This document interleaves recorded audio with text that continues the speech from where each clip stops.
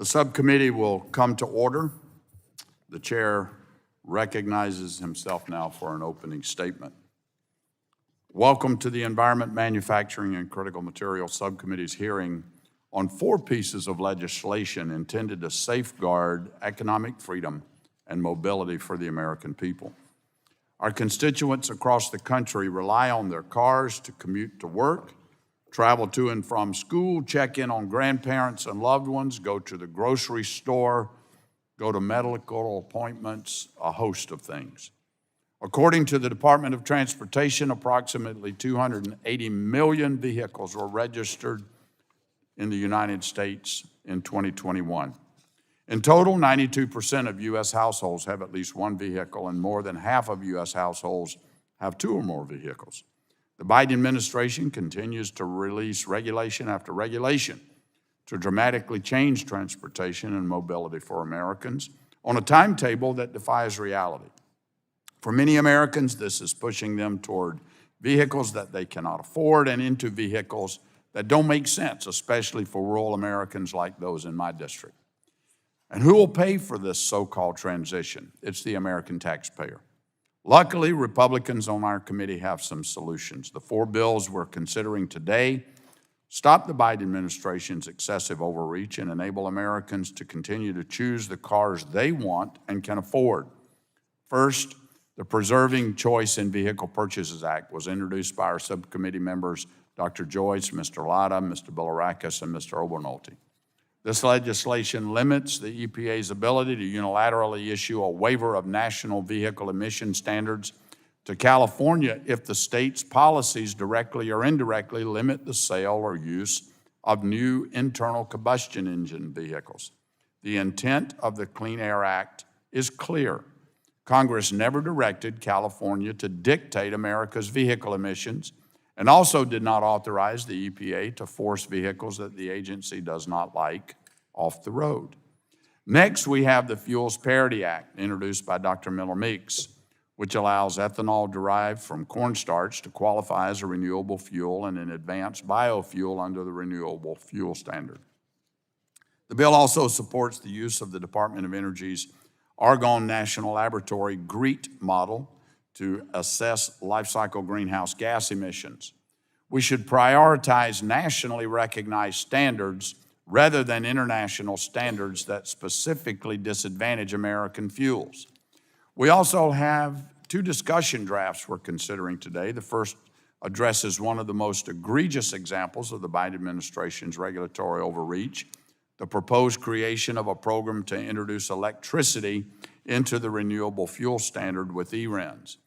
I'm encouraged that the EPA decided to pull back on the eRINs program from the final set proposal, but any administration currently has the ability to re-engage on eRINs at a later date, so we need to address this.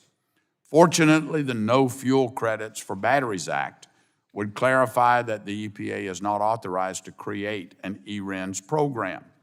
The second draft tackles another similarly disastrous proposal by the Biden EPA, the quote, multi-pollutant emission standards for model years 2027 and later for light and medium duty vehicles.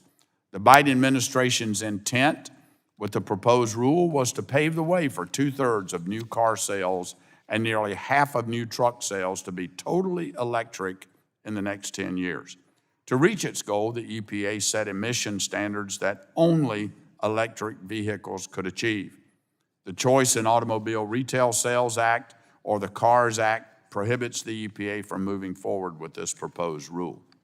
The bill also prevents the EPA from issuing any regulations in the future that would mandate a specific technology or engine type. All Americans deserve the freedom to choose what car they drive.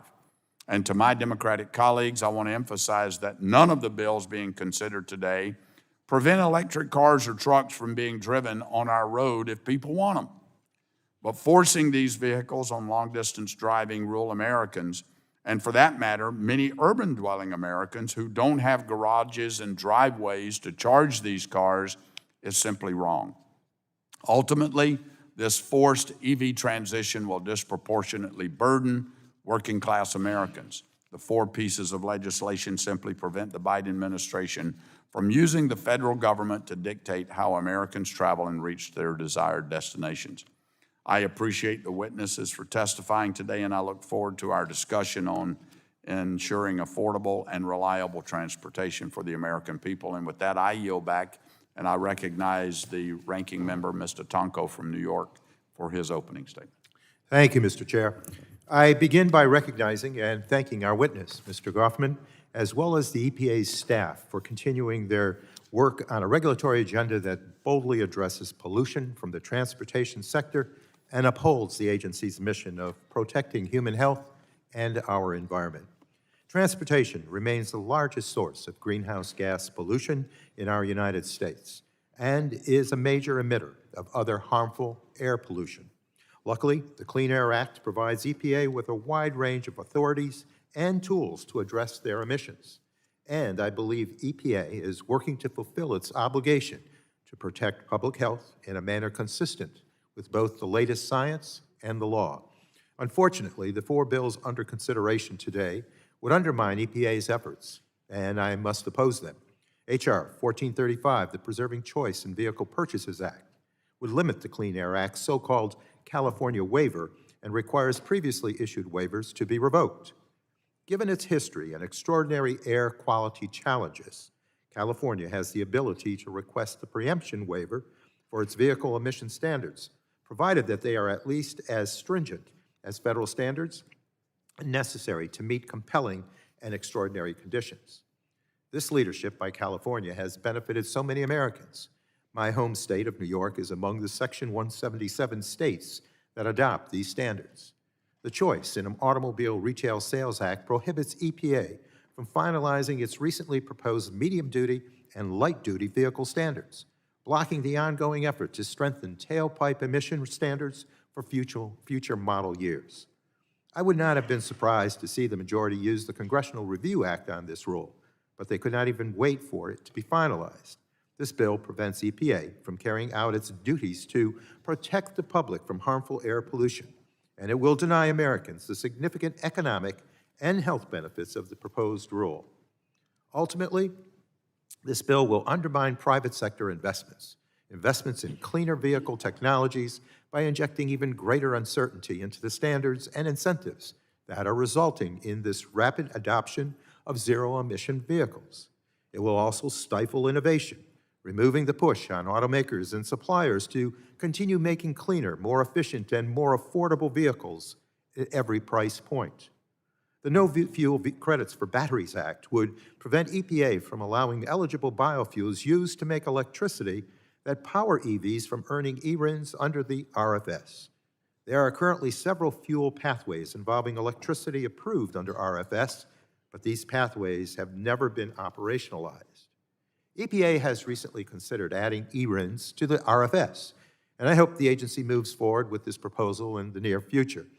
Failing to do so will keep otherwise eligible feedstocks from participating and receiving the benefits of the RFS. Finally, H.R. 3337, the Fuels Parity Act, changes the definition of advanced biofuel in the Clean Air Act to remove the bar on corn starch. It also requires EPA to use the GREET model to assess carbon intensity for corn ethanol.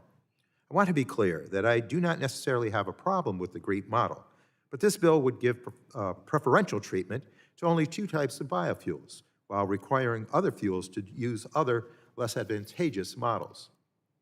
Ultimately, I believe these bills will continue the Republican trend of creating uncertainty for private sector, seeking to upend investments in the next generation of clean vehicle technologies. There's no denying the rapid adoption of EVs, which is only expected to increase in the years ahead. The consumers are realizing that these vehicles are not only good for the environment, but also result in major cost savings over the life of the vehicle. And these vehicles and their components will increasingly be built in America, in large part due to the incentives included in the Bipartisan Infrastructure Law and the Inflation Reduction Act. Now, while I am very excited about the possibilities for widespread EV adoption, I also know liquid fuels will continue to play an important role in our fuel mix for many decades to come, and I want those fuels to continue to reduce their carbon intensity, Last year, under Democratic leadership, the House passed bipartisan legislation with the support of several Republicans on this committee that would have done just that by allowing E15 to be sold year-round. These higher biofuel blends not only reduce emissions, but also give consumers another option to save at the pump. While that proposal is certainly not my preferred long-term solution to evolve federal fuels policy toward a fuel-neutral, performance-based carbon intensity program, I do believe it is a more legitimate attempt at bipartisan legislating than the bills before us today.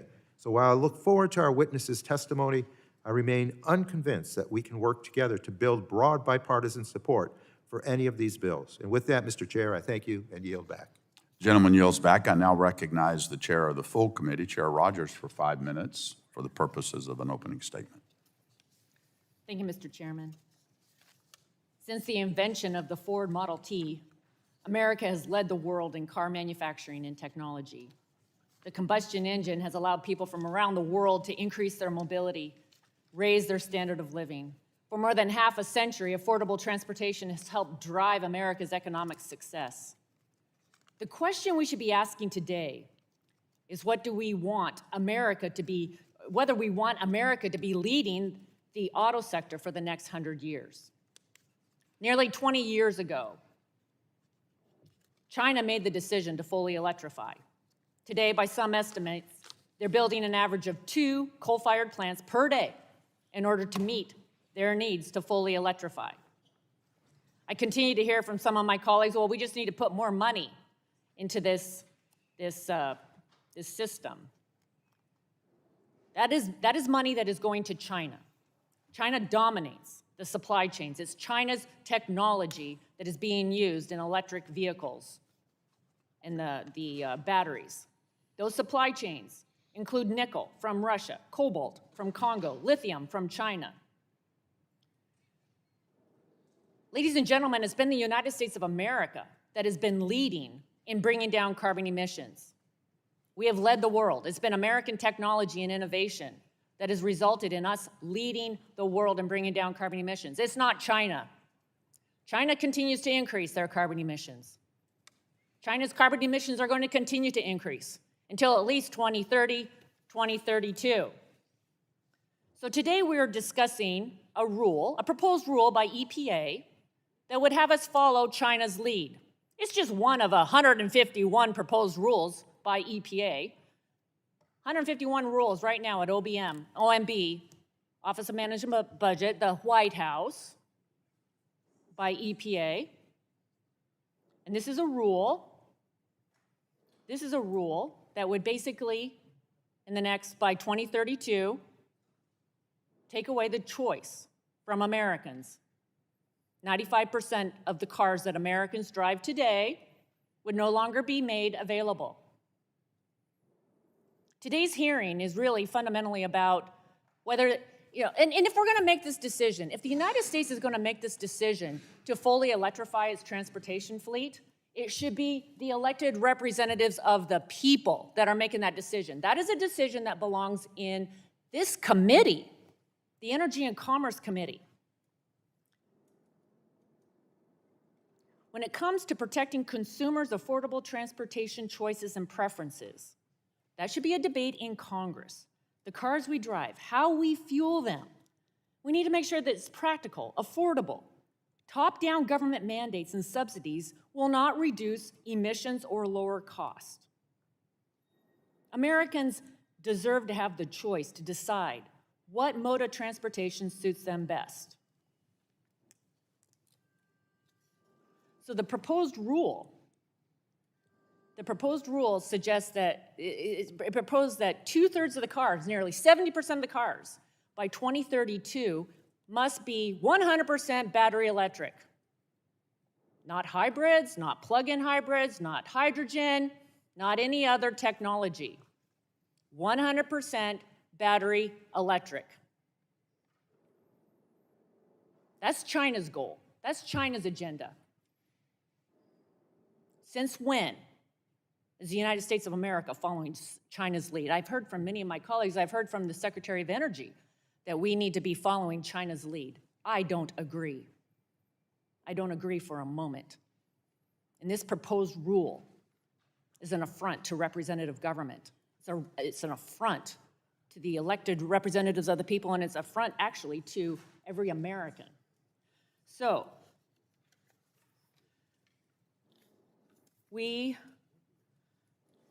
instead of forcing Americans to spend more money on vehicles that they don't want to buy, on vehicles that only advance a political agenda, let's get back to the work of making sure that people have access to affordable, reliable, functional means of transportation. Let's get focused on improving mobility choices. Let's get focused on American technology and innovation.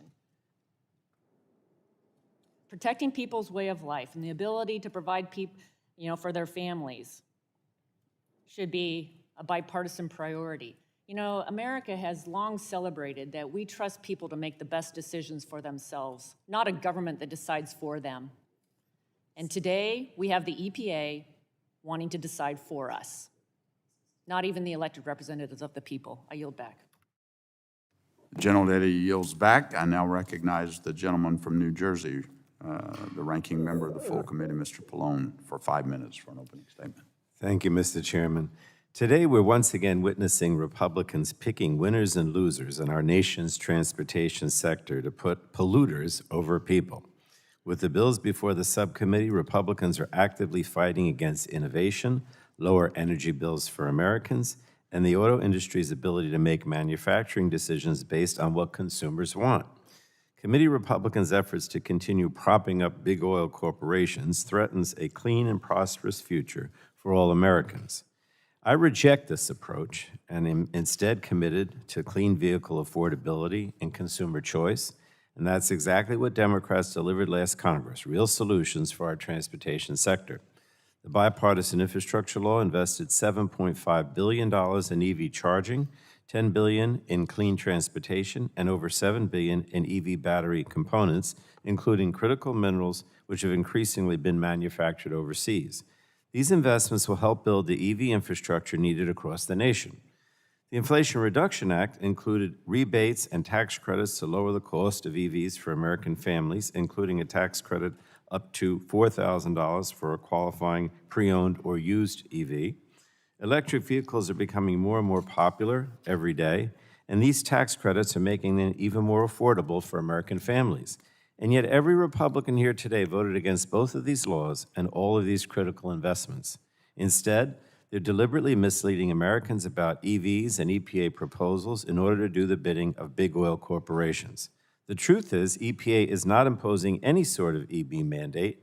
It's also true that EVs provide significant public health and environmental benefits and deliver significant savings to Americans by decreasing fuel costs by 50%. They're also overall 25% less expensive to own than regular cars. As a result of these benefits, demand for EVs is already exceedingly outpacing supply. Unfortunately, the 4 Republican bills included in this hearing will move us backwards in cleaning up and modernizing the transportation sector.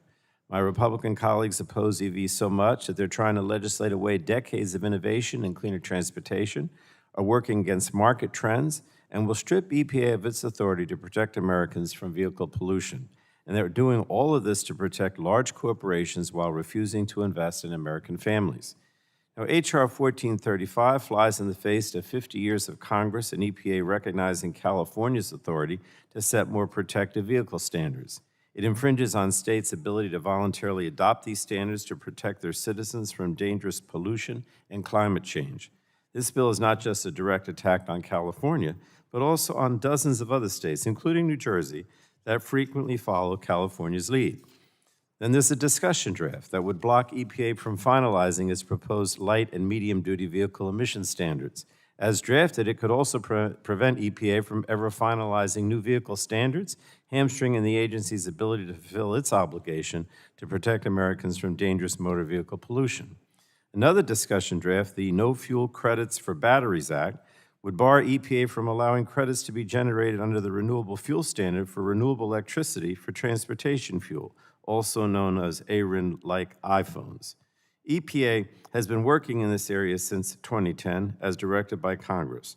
The renewable electricity for ARINs would be produced by a variety of renewable biogas feedstocks, such as landfills, farmers, municipal wastewater treatment facilities, and others. and this legislation would stifle biofuel production opportunities across the country. And finally, I have concerns with H.R. 3337, which would allow cornstarch ethanol to qualify as an advanced biofuel under the Renewable Fuel Standard. It would force EPA to rely solely on the Department of Energy's GREET model for determining life cycle emissions for biomass-based diesel and cornstarch ethanol. Picking winners and losers within the biofuels market under the RFS makes no sense. As drafted, the bill also weakens EPA's ability to administer the RFS responsibly and would replace science-based decision-making with political preference. Now, if House Republicans are really interested in driving affordability, they should join us in supporting policies that will continue to promote innovation in our clean transportation sector, not undermine it. I invite them to join us on our efforts to lower energy costs for Americans, protect public health, address the worsening climate crisis, and grow our economy for the future. Unfortunately, the bills before us today are a step in the wrong direction. And for that reason, I oppose. I yield back the remainder of my time, Mr. Chairman. The gentleman yields back. And our first witness today, our only witness for the first panel, is Mr. Joseph Goffman, Principal Deputy Administrator for the Office of Air and Radiation at the EPA. Mr. Goffman, thanks for being with us today. You are recognized for 5 minutes for your opening statement. Thank you, Mr. Chairman. Chair McMorris-Rogers, Ranking Member Pallone, Chair Johnson, Ranking Member Tonko, and members of the subcommittee. Thank you for inviting EPA to testify today. At this point, the administration does not have an official position on the bills or drafts before the subcommittee, but I would like to make a few points that I hope will assist the committee in the consideration of the bills before it.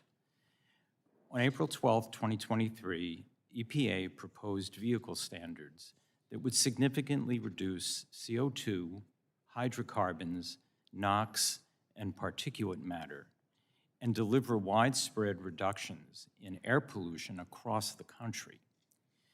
The Choice in Automobile Retail Sales Act of 2023, if enacted, would not allow EPA to finalize those standards. That legislation, if enacted, would prevent EPA from finalizing the proposed standards, and that would mean that harmful pollutants would continue to blight Americans' quality of life and health by subjecting them to more hospital visits, more respiratory and cardiovascular illnesses, and more health impairments from non-fatal heart attacks, aggravated asthma, and decreased lung function. It means that drivers would be denied the chance to save fuel costs, and that American society would not see the $850 billion to $1.6 trillion in net benefits these standards would achieve. The proposed standards align with commitments already made by automakers and U.S. states as they plan to accelerate clean vehicle technologies in the light and medium-duty fleets. And they're aligned with the significant investments Congress itself made in clean vehicle technologies through the Inflation Reduction Act and the Bipartisan Infrastructure Law. Moving on to the second bill, let me just observe a couple of things. The Clean Air Act explicitly requires the control of air pollution be primarily the responsibility of states and local governments. The regulation of new motor vehicle emissions is an exception to this design. The Clean Air Act gives that job to the EPA and preempts states from doing it. But even here, Congress made a move back toward the state role by expressly giving California authority to set separate standards. In fact, the Clean Air Act explicitly stipulates that the EPA administrator shall waive the federal preemption of state car and truck standards for California unless one of three specified criteria are met. Thus, the Preserving Choice in Vehicle Purchases Act, if enacted, would preclude EPA from issuing state waivers that directly or indirectly limit the sale or use of new motor vehicles with internal combustion engines. For perspective on this, I just want to note that the authority that Congress granted to California and the obligation to grant a waiver unless certain criteria are met, when Congress set the system up, it did so 50 years ago and continually reenacted that structure through a series of reauthorizations of the Clean Air Act. The third bill before this committee, the No Fuel Credits for Batteries Act of 2023, would prohibit the EPA from requiring or otherwise promoting the generation, use, or transfer of RINs for the creation of electricity for use as a transportation fuel. I just want to note, as the chair and others did, that while we proposed an eRIN program, we got such an overwhelming level of interest and such an extensive comment record that we thought that what we really needed to do was to continue to engage with stakeholders to explore the issues that they raised. Finally, the Fuels Parity Act would revise the statute to no longer preclude cornstarch ethanol as an advanced biofuel and would specify the life cycle analysis modeling that we should use. As a general matter, the EPA relies on multiple models and relies on the expertise of our technical staff and our scientists to continually oversee the models that are used, because our experience is that from the perspective of scientific integrity, they're in the best position to continue to collect information, observe the advancements in science, and update our modeling repertoire, if you will, as they see fit. Thank you very much, and I look forward to answering. Thank you, Mr. Goffman. The gentleman has yielded back, and we'll now begin our questioning, and I recognize myself. I'll begin. Mr. Goffman, in late April, our subcommittee held a hearing titled Exposing the Environmental, Human Rights, and National Security Risks of the Biden Administration's Rush to Green Policies. During the hearing, witnesses emphasized that EV adoption faces significant cost barriers which would disproportionately impact low-income Americans. The average price of an EV is $17,000 more than the average price of an internal combustion engine vehicle.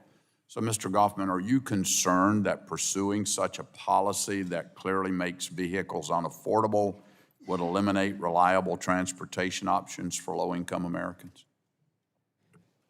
Thank you for that question, Mr. Chairman, because that's actually it's a central objective of the rulemaking process we're in. So are you concerned?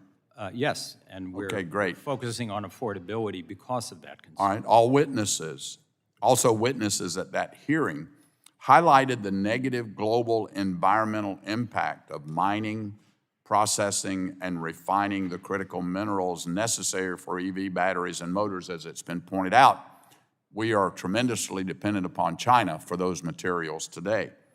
Would you agree we need to significantly increase the production and refining of critical minerals necessary to meet the Biden administration's EV and green energy goals? My understanding is that the Inflation Reduction Act and bipartisan infrastructure law put that in motion, which is to bring... So you agree that we need to significantly increase? And I believe the authors of those two bills... No, I'm asking you, do you Yes, agree? yes. Yes, okay. Are you concerned that the EPA is ignoring the environmental, human rights, and national security risks associated with the skyrocketing demand for these critical minerals, though? I mean, we're more dependent upon critical minerals from China than we've ever been on oil from OPEC, for example, right now. And they hold the corner market in the world. Are you concerned about the skyrocketing demand for these minerals? And I believe the IRA was... No, I'm asking you, are you concerned about that skyrocketing demand? The EPA, I'm not asking you what the law did. I'm asking you, is the EPA concerned? Yes, we're Okay, focused on thank that you. issue. Mr. Goffman, as I mentioned in my opening statement, I appreciate that the EPA decided not to finalize the E-RINs proposal. What do you mean when you say that EPA is not moving forward with E-RINs, quote, at this time? Is that leaving the door open for EPA to issue an E-RINs rulemaking in the future? Yes, it is. Okay. Will you commit to briefing this committee on any work that the agency does on an E-RINs program? Of course, when we have something to brief you on. Okay, all right. And quickly, given the information that we've seen coming from PJM, the RTO, the grid operator, and others, I do have questions on how, if we shut down reliable, dispatchable power at an accelerating rate in the next decade, there are concerns there will even be enough electricity, whether or not there'll be enough electricity for this so-called EV transition. So, Mr. Goffman, will you commit to returning to this committee to brief us on your new source performance standards rule for coal and natural gas-fired power, better known as the Clean Power Plan 2.0? Will you return to discuss this with us? Yes. Okay, great. Mr. Goffman, if EPA grants California's waiver of vehicle standards, 17 states are poised to adopt the low-emission vehicle criteria. Along with California, these states represent 40% of the market for new vehicles. Ohio, however, is leading the charge in litigation with 17 states against EPA's reinstatement of the California waiver. It's now pending before the U.S. Court of Appeals for the D.C. Circuit. Your testimony mentions 3 conditions under which the EPA administrator cannot grant a waiver. If EPA's proposed tailpipe emission standards go into effect, the national standard would not be significantly different than California's standards, nullifying one of the statutory criteria for granting the waiver. So has EPA considered how the 2 policies would interact and whether they conflict?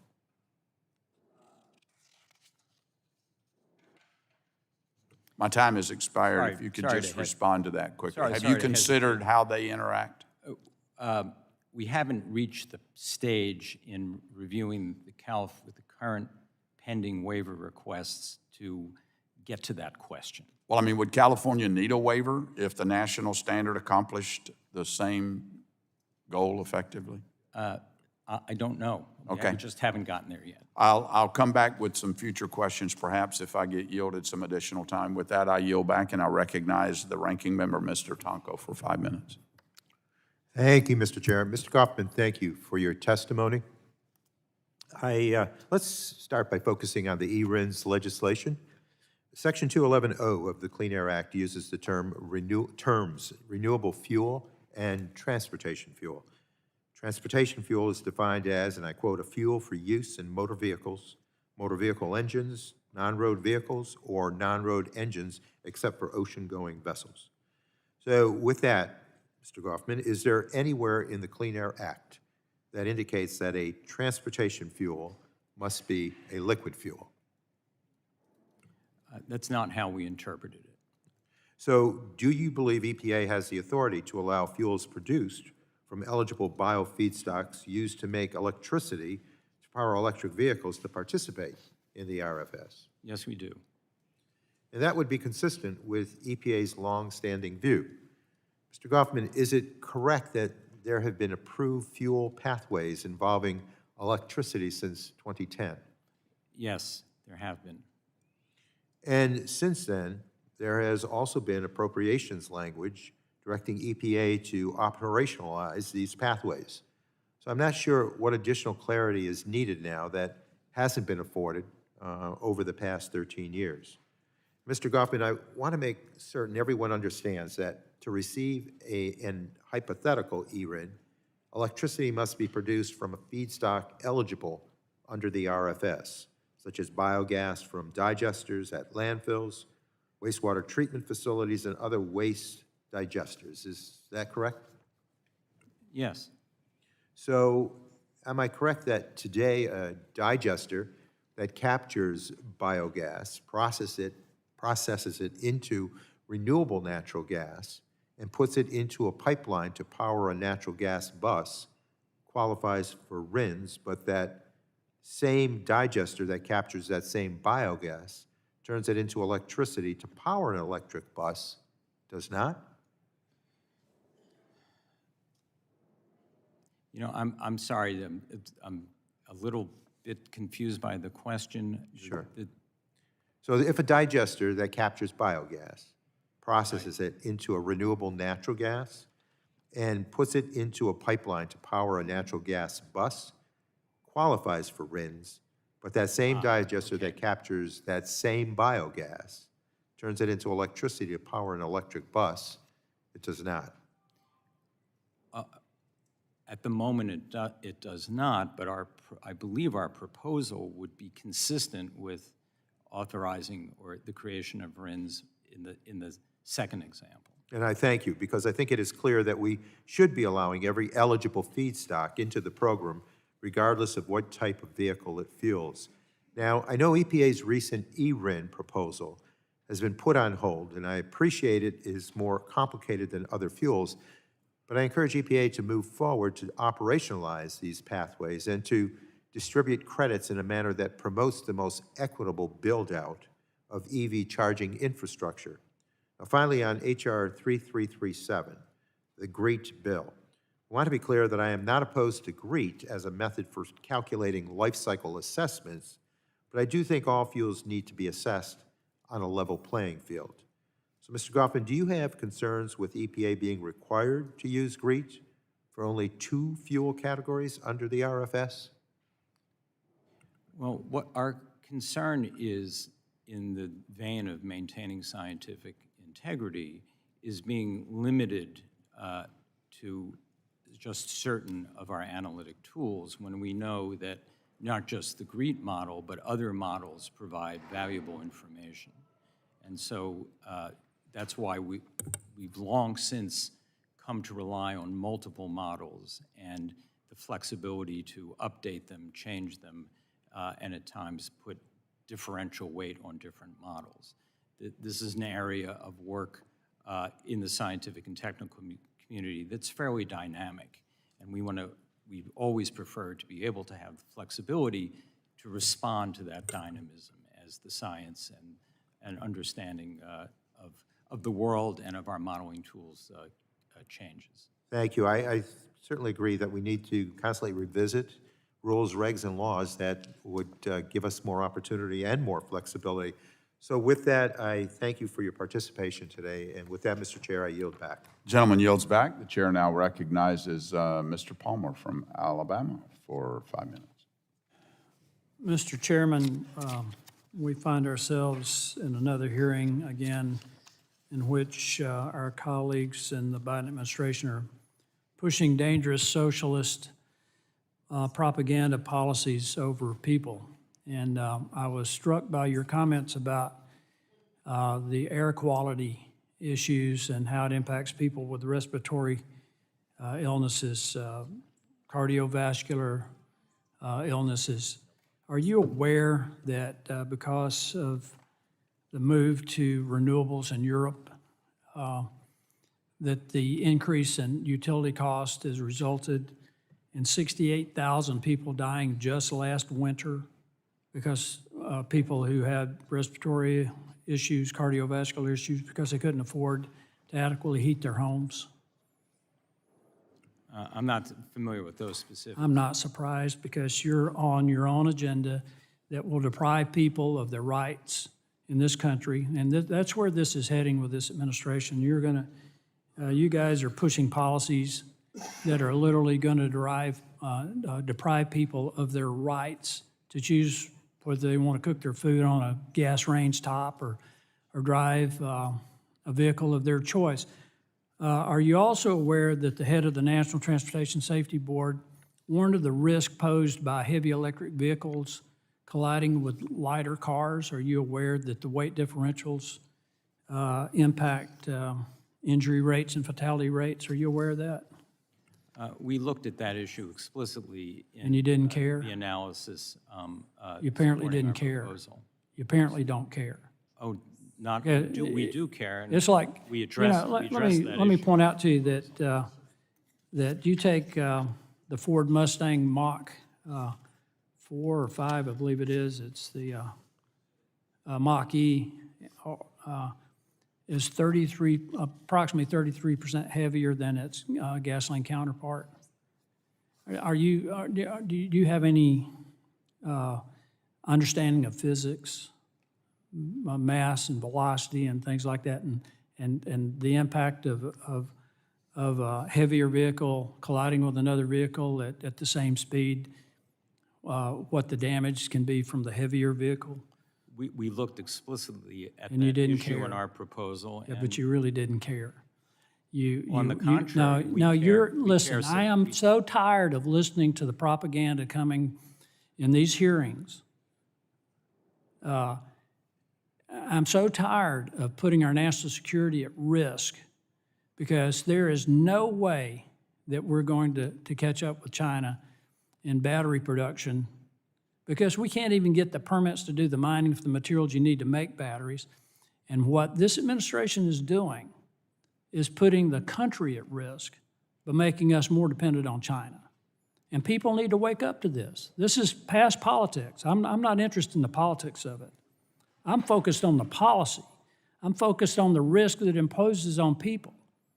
And we're going to see that here if we go headlong into EVs, into full-bore renewables. We're going to see people die because of the propaganda coming out of this administration. So don't come in here and tell us that you're concerned about the air quality and how it's going to impact people. We've done a remarkable job of improving our air quality, which I've yet to hear a single witness from this administration admit to. We reduced the 6 criteria pollutants over the last 50 years by 86%, even though the vehicle miles have doubled almost in terms of vehicle miles driven. And the number of vehicles on the road have gone up. So what you're proposing, I just want the American people to wake up to this. This is an assault on freedom, and it's dangerous. It's not only a threat to people's personal safety, it's a threat to our national security, it's a threat to our economy, and people need to understand this. And you can call us climate deniers, whatever crap you want to come up with. That's not the case. We understand climate, we understand science, but we also understand safety, we also understand freedom. And that's what's at stake here. And I'll reiterate, you people are so beholden to an agenda that you would literally tell families around the country they can't even use a gas range top. And I'm going to continue to focus on the science. I'm going to continue to focus on the physics, the economics, but also on our national security. Mr. Chairman, thank you for holding this hearing. It's not my usual line of questions, but I yield back. The gentleman yields. The chair now recognizes the gentlelady from New York, Ms. Clark, for her 5 minutes. Thank you very much, Mr. Chairman, and I thank our ranking member, Tonko, for holding today's hearing. I'd also like to thank our witness for being here to testify on these bills. Through my line of questioning this morning, I want to use my limited time to remind this committee, in contrast to my colleagues on the other side of the aisle, of the consequences of inaction and what it would mean for our constituents if the EPA does not finalize the strongest feasible standard proposed under its light day vehicle emission standards.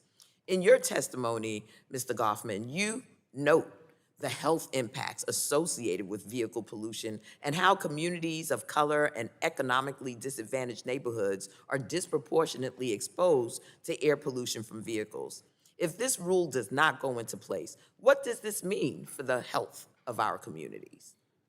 Well, thank you for that question. When we analyzed our proposal, we looked at one of the projected years of implementation. We saw that the premature deaths avoided in that analytic year would range between 730 and 1,700 in that year. We projected that hundreds, if not thousands, of respiratory ailments and illnesses, including aggravated asthma attacks requiring hospital visits could be prevented if this proposal was fully implemented. And of course, those illnesses affect the entire cardiovascular system.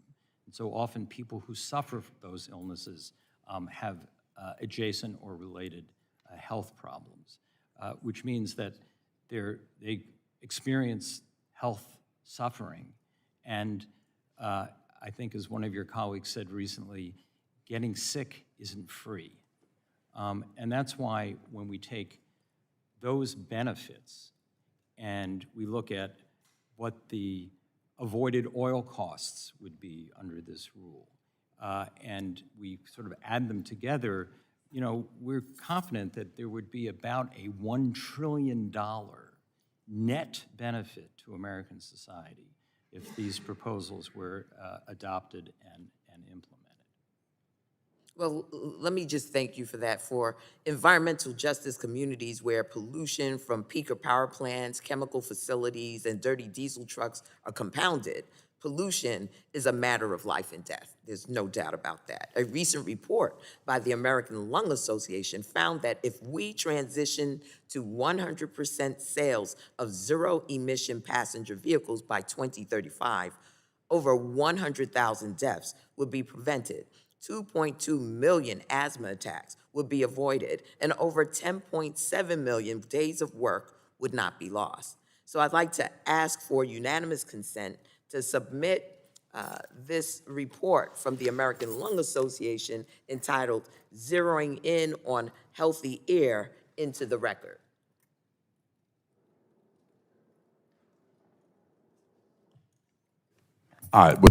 Without objection, so ordered. Thank you. I also want to note that communities of color, low-income communities, seniors, and disabled populations are especially vulnerable to the harmful impacts associated with climate change.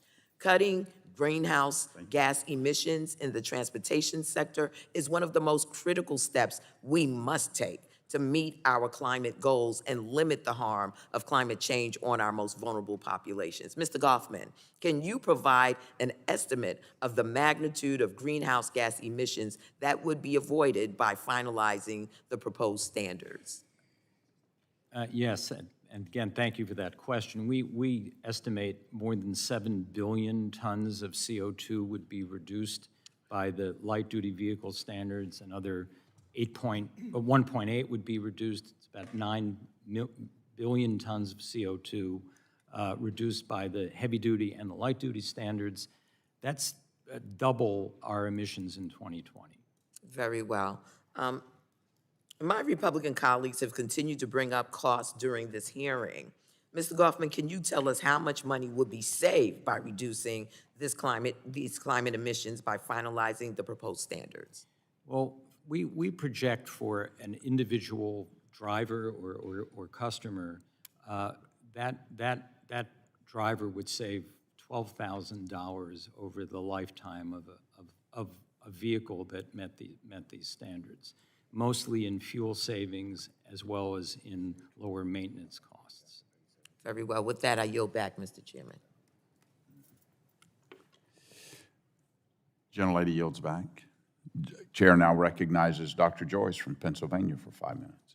Thank you, Mr. Chairman. First, I want to thank Chairman Johnson and Ranking Member Tonko for holding today's important legislative hearing. Over the past year, we have seen draconian actions by the Biden administration and Democrats to force Americans to buy electric vehicles. One of the clearest and most radical actions are California's new Advanced Clean Car 2 regulations. These regulations would require 35% of new cars to be electric vehicles in 2026 and fully 100% to be EVs by 2035. Thankfully, these regulations have yet to go into effect and require a waiver from the EPA under the Clean Air Act to be implemented. That is why I've introduced H.R. 1435, the Preserving Choice in Vehicle Purchases Act, to prevent the EPA administrator from granting a waiver allowing California's ban on internal combustion engine sales by 2035. although starting in California, Section 177 of the Clean Air Act will ensure that once adopted, this regulation will spread across the nation, disrupting the entire American auto market and ultimately limit what my constituents are able to buy. 17 states, including my home state of Pennsylvania, have already adopted California's clean air regulations. These states represent over 40% of the American auto market, over 40%. And any electric vehicle mandate at that large of scale is a de facto mandate on the entire market and represents a decisive shift in national policy. Let's be clear. This legislation is not anti-EVs. Those who can afford and those who want an electric vehicle should be able to buy one. But, to put it bluntly, in my district, EVs simply cannot fulfill the needs of my constituents. They can't drive the distances needed, they can't maintain the charge at extreme temperatures, they can't recharge fast enough to keep hard-working Pennsylvanians on the move. An EV mandate is an abandonment of the free market principles that have enabled Americans to have the most mobility of any nation in the world. This policy will harm working and middle-class families by making cars more expensive and less capable. Only by taking government's thumb off of the scale and letting free market decide will Americans get the efficient and the affordable transportation that they need and that they want. Mr. Goffman, do you agree that a ban on internal combustion engines affecting 17 states and over 40% of our domestic market would be a de facto national policy? I'm not sure. I am sure. I think it would guide market forces with that 40% domestic market. The automakers have let us know that that was part of their decision of how they will roll out new vehicles. Mr. Goffman, do you think it is appropriate for a policy tool that was meant to address local pollution concerns in California in the 60s and 70s be used to create a national ban on internal combustion engines? If you'll indulge me, I want to be a little bit circumspect since we do have that issue in front of us, thanks to California petitioning for a waiver. That's like an adjudication process, so I hesitate to answer your question because it's a decision that we may have to make or will have to make to respond to the petition. Mr. Goffman, on May 10th, Administrator Regan testified in front of this subcommittee when I posed the question to him if he supported banning internal combustion engines. He responded, and I'm quoting, "No, not at all." When asked if he supported consumer choice in vehicles, his response was, again quoting, "I don't see a near-term future where we don't have a fuel supply that complements electric vehicles and provides customer choice." So I'm going to ask you the same question. Do you support a ban on internal combustion engines or consumer choice in vehicles? No. Thank you. Wouldn't granting a waiver for the California regulations be a ban on internal combustion engines? I don't know yet. I think the ramifications are clear to all of us, that in the 40% market share would be a national ban.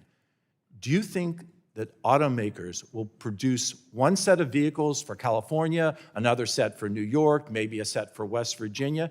Do you think there's a capability in production to have different vehicles for different parts of the United States? My understanding is historically the auto manufacturers have striven to avoid making more than just one national fleet. But yet 40% of the market would be affected. Again, a de facto mandate of making EVs the only vehicle that Americans could choose to drive. Do you really think that the refining capacity... Gentleman's time has expired. Thank you, Mr. Chairman. I yield. Chair now recognizes the ranking member of the full committee, Mr. Pallone, for 5 minutes. Thank you, Mr. Chairman. I have significant concerns with the intent, execution, and desired outcomes of the bills before us today. And as I said in my opening statement, Republicans' opposition to EVs is an attack in my opinion, on innovation, public health, and lower energy bills for American drivers. But I'm particularly concerned about H.R. 1435. In my opinion, this bill runs counter to the intent of the Clean Air Act, which is a model of cooperative federalism with decades of successful partnership between EPA and states to protect Americans from dangerous air pollution. And this is especially true when it comes to controlling vehicle emissions. Congress directed EPA to take the lead, but also included language to recognize the authority of California to set separate and more protective standards, but the bill would ignore this well-established structure. So, Mr. Goffman, how would blocking more protective state vehicle standards undermine the Clean Air Act's partnership between states and the federal government to control air pollution? It could limit California's, or more precisely, EPA's authority to grant a waiver to California. And I think, as you know, states like New Jersey have voluntarily chosen over the history of the Clean Air Act to exercise the option that the Clean Air Act gives them to adopt California standards after EPA has granted California a waiver to implement its standards. Well, thanks. And I'm committed to defending states' authority to protect the health of their citizens and the environment from dangerous air pollution in the transportation sector. And that is why Senator Carper and I filed an amicus brief earlier this year defending EPA's decision to grant a Clean Air Act waiver for California's Advanced Clean Cars program. Now, H.R. 1435 would reverse EPA's decision and revoke this waiver, and this would be especially problematic, as you said, for New Jersey, since we often follow California's lead on vehicle standards. So again, Mr. Goffman, how would revoking existing waivers impact the ability of states like New Jersey to control pollution from their transportation sectors? States like New Jersey, who have exercised their option of adopting California standards, have depended on Section 177 of the Clean Air Act. 177 is contingent on California's being granted a waiver by the EPA for its standards. There have been waiver grants we've done in the last year or so where we determined that the California's implied entitlement under the Clean Air Act was not negated by any of the facts that were presented to us in the record. And so that would take away not only California's ability to implement its vehicle regulations, but it would completely erase the option of states like New Jersey that have exercised that option in the past to adopt their California standards. Well, thank you again. Let me just say that the transportation sector is currently the largest source of climate pollution in the United States, so it's critical, in my opinion, that states and EPA have every tool available to help cut these emissions. And with these bills, it's clear that my Republican colleagues are not interested in addressing this dangerous air pollution and are just continuing to promote handouts for their polluting friends over the American people. But I do want to thank Mr. Goffman for being here today. I do think this hearing is important, and I yield back, Mr. Chairman. Gentleman yields back. The chair now recognizes Chair Rogers. All right. For the purpose of 5 minutes for her questions. Okay. Well, when the EPA administrator was here for our committee's EPA budget hearing, Mr. Regan, like you, he rejected the idea that EPA was trying to ban internal combustion engine cars. He stated that EPA's proposed regulations are, quote, technology standards that guide the future. In contrast, your testimony claims that the proposed rule for light and medium-duty vehicle emissions is a, quote, performance-based emission standards. So is it a technology standard or is it a performance-based standard? It's a performance-based standard, but we calculate the emission standard based on what we assess to be the available technologies on which to base the standard. Okay, thank you. Your testimony states that the car companies can choose the mix of technologies used in the vehicle to comply with your proposed standards. EPA's analysis, though, assumes virtually no hybrids or plug-in hybrids will be in the market when the rule is fully implemented. Hybrids use far less critical minerals than battery electric vehicles. They don't require new infrastructure to be built. They're more affordable, convenient for most consumers. My question, why does EPA's rule basically force manufacturers away from providing hybrid and plug-in hybrid options? What we projected is that up to a certain percentage, depending on which of the alternatives we looked at, of EV technology would be available, and based our standards on that calculus or that assessment.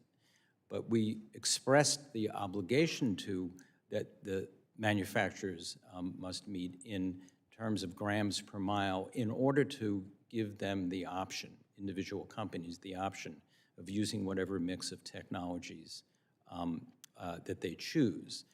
One of the issues that we expect to get feedback on, and in fact we're working actively to collect information from the manufacturers while this proposal is pending, is whether we do succeed in giving them options like adopting hybrids. Excuse me. By 2032, what percentage of vehicles do you project will be battery electric? What is the percentage? Microphone. Sorry, thanks. It's somewhere between 62% and 67 or 68%, depending on the alternative. Excuse me, Did Mr. you Goffman, say- can you pull your microphone just a little closer to Did you you? say I'm sorry. 2% to 68% by 2032? Yeah, I apologize. I don't have the figures. 2% to 68%? No, 62. 62 to 60. I'm sorry. Okay, so 68%. 68% will be battery electric. That's the projection, That's battery the- electric. that- Not that's the hybrid, projection not of- plug-in hybrid. So how can the administrator say it's technology neutral if hybrids don't qualify? And I want to highlight for everyone that you can build for the raw materials for one battery electric vehicle, you can build 90 plug-in hybrids, 90 for the same raw materials. And over the lifetime, 37 times, it will have 37 times the carbon reduction as a single battery electric vehicle. Yet EPA is taking us down this path. So on April 12th this year, 2023, EPA released a press release about the proposed regulations, and it proclaimed that the proposed standards are projected to accelerate the transition to electric vehicles in the next 10 years. In addition, using your numbers, states that the sales of internal combustion engines will drop in 2032 to a level that is 12.5% of what they were allowed in 2032. I'm going to be running out of time here shortly. I just want to highlight that 1% of Americans today drive battery electric vehicles. 1%. And one of my concerns is that EPA is driving us down a road where we're going to be dependent upon Chinese cars. Not just the minerals, not just the raw materials, not just the processing, but also the cars themselves. China's building car manufacturing plants in Mexico today. And by 2032, our future could very well be one where it's only the Chinese cars that fulfill the requirements that are being mandated to us by EPA. I yield back. Gentlelady yields back. The chair now recognizes Mr. Sarbanes from Maryland for 5 minutes. Thanks very much, Mr. Chair, and thank you, Mr. Goffman, for being here. And I want to get back to first principles, the authority that EPA has in this critical role of protecting our air quality. Congress gave EPA this role more than 50 years ago under the Clean Air Act and reaffirmed that responsibility in 2005 under the Energy Policy Act. And I don't want us to lose sight of that today as we discuss the bills that are being put forth by my Republican colleagues, each of which would hamper EPA's ability to regulate air pollution and unfortunately continues this Republican agenda of putting big oil interests over the interests of the public, For example, one of the draft bills we were discussing today would preemptively bar EPA from finalizing, implementing, or enforcing its light and medium-duty vehicle proposed rule, as we've been talking about here.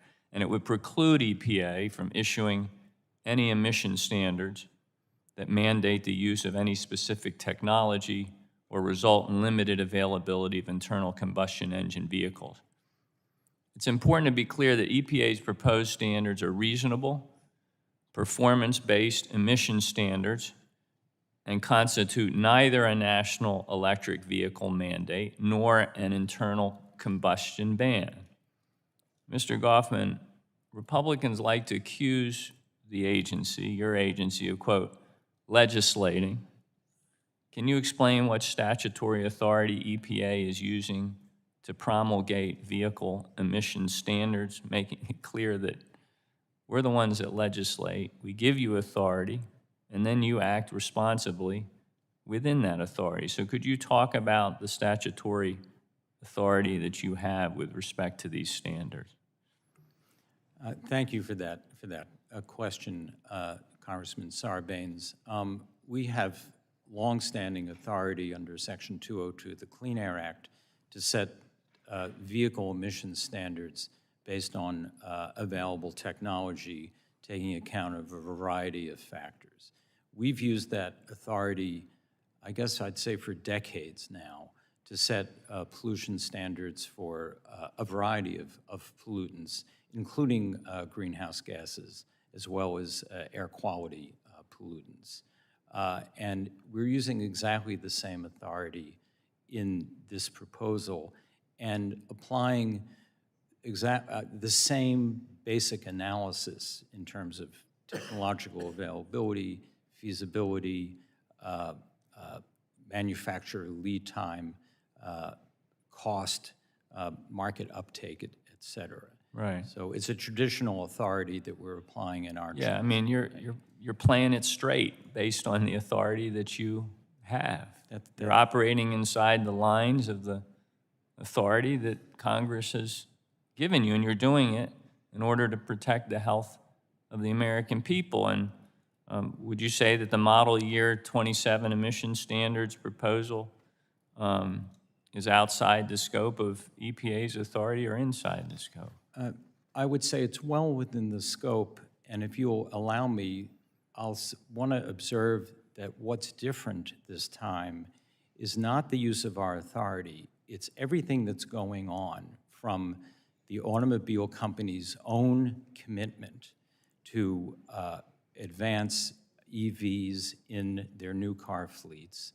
I think, as you know, 2 years ago, a number of companies stood up with President Biden and committed to a 50% EV goal for 2030, and at least one of those companies then adopted a set of principles to reach 100% EVs by 2035.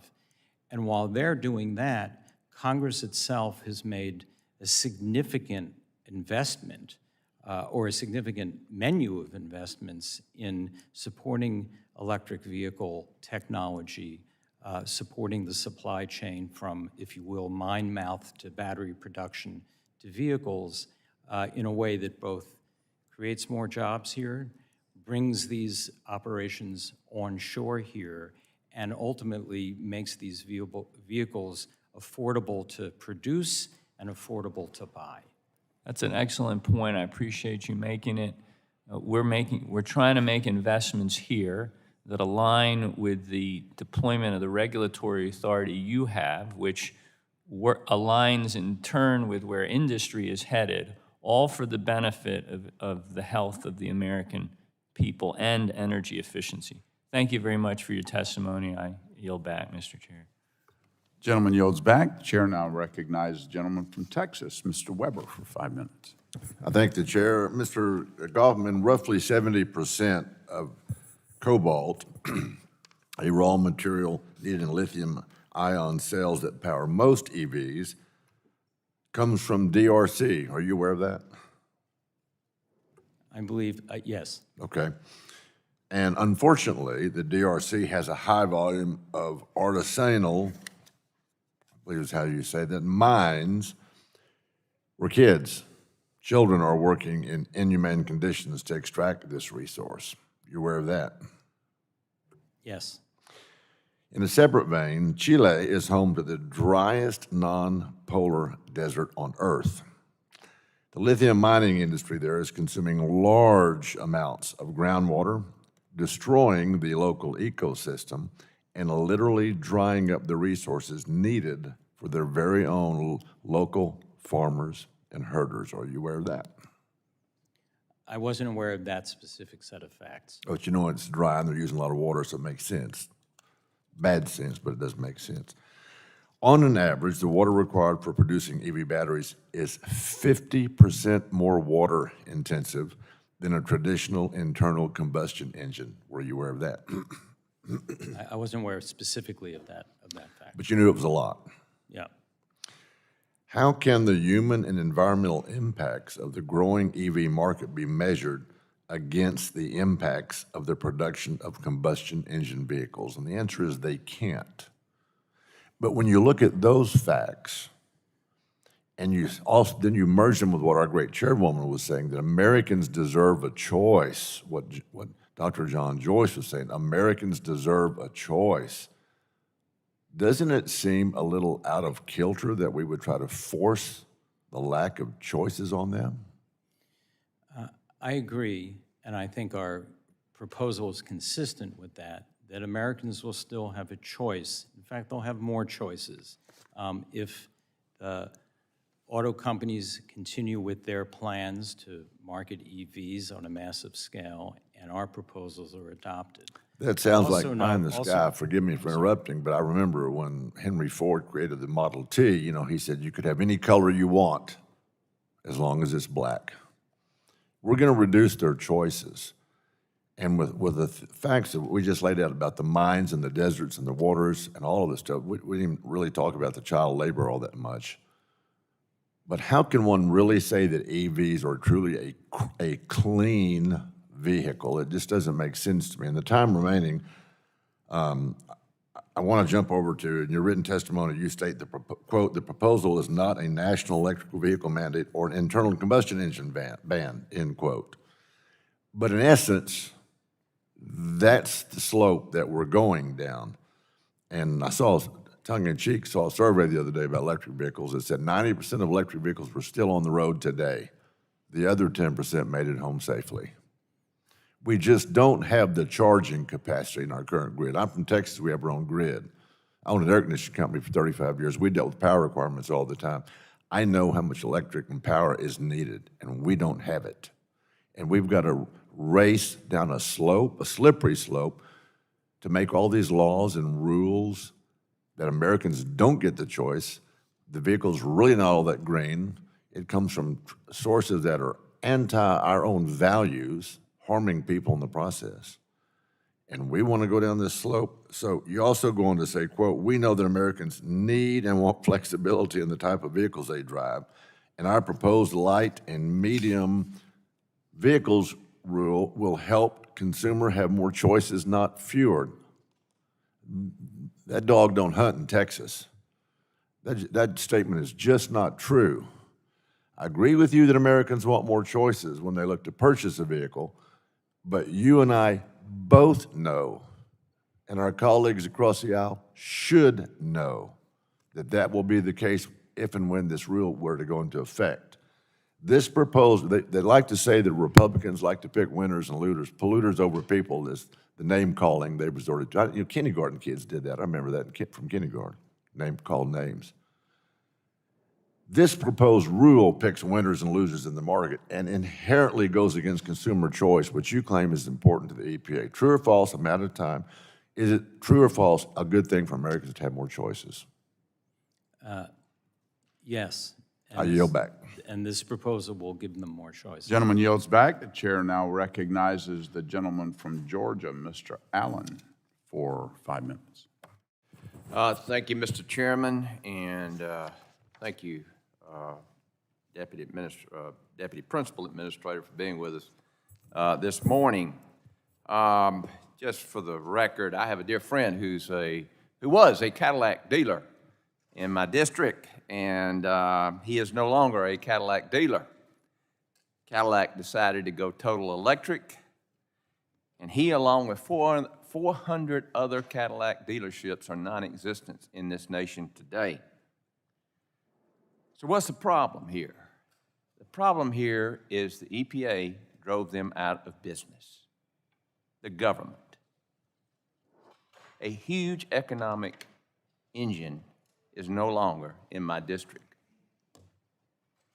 Sir, this country is about market-driven, not government-driven. I grew up a while back. In fact, I graduated from college, and my mother and dad finally put air conditioning in our home. I went to a school that wasn't air conditioned. And what I'd like y'all to do is a study on how much carbon we could save if everybody did away with air conditioning like I grew up.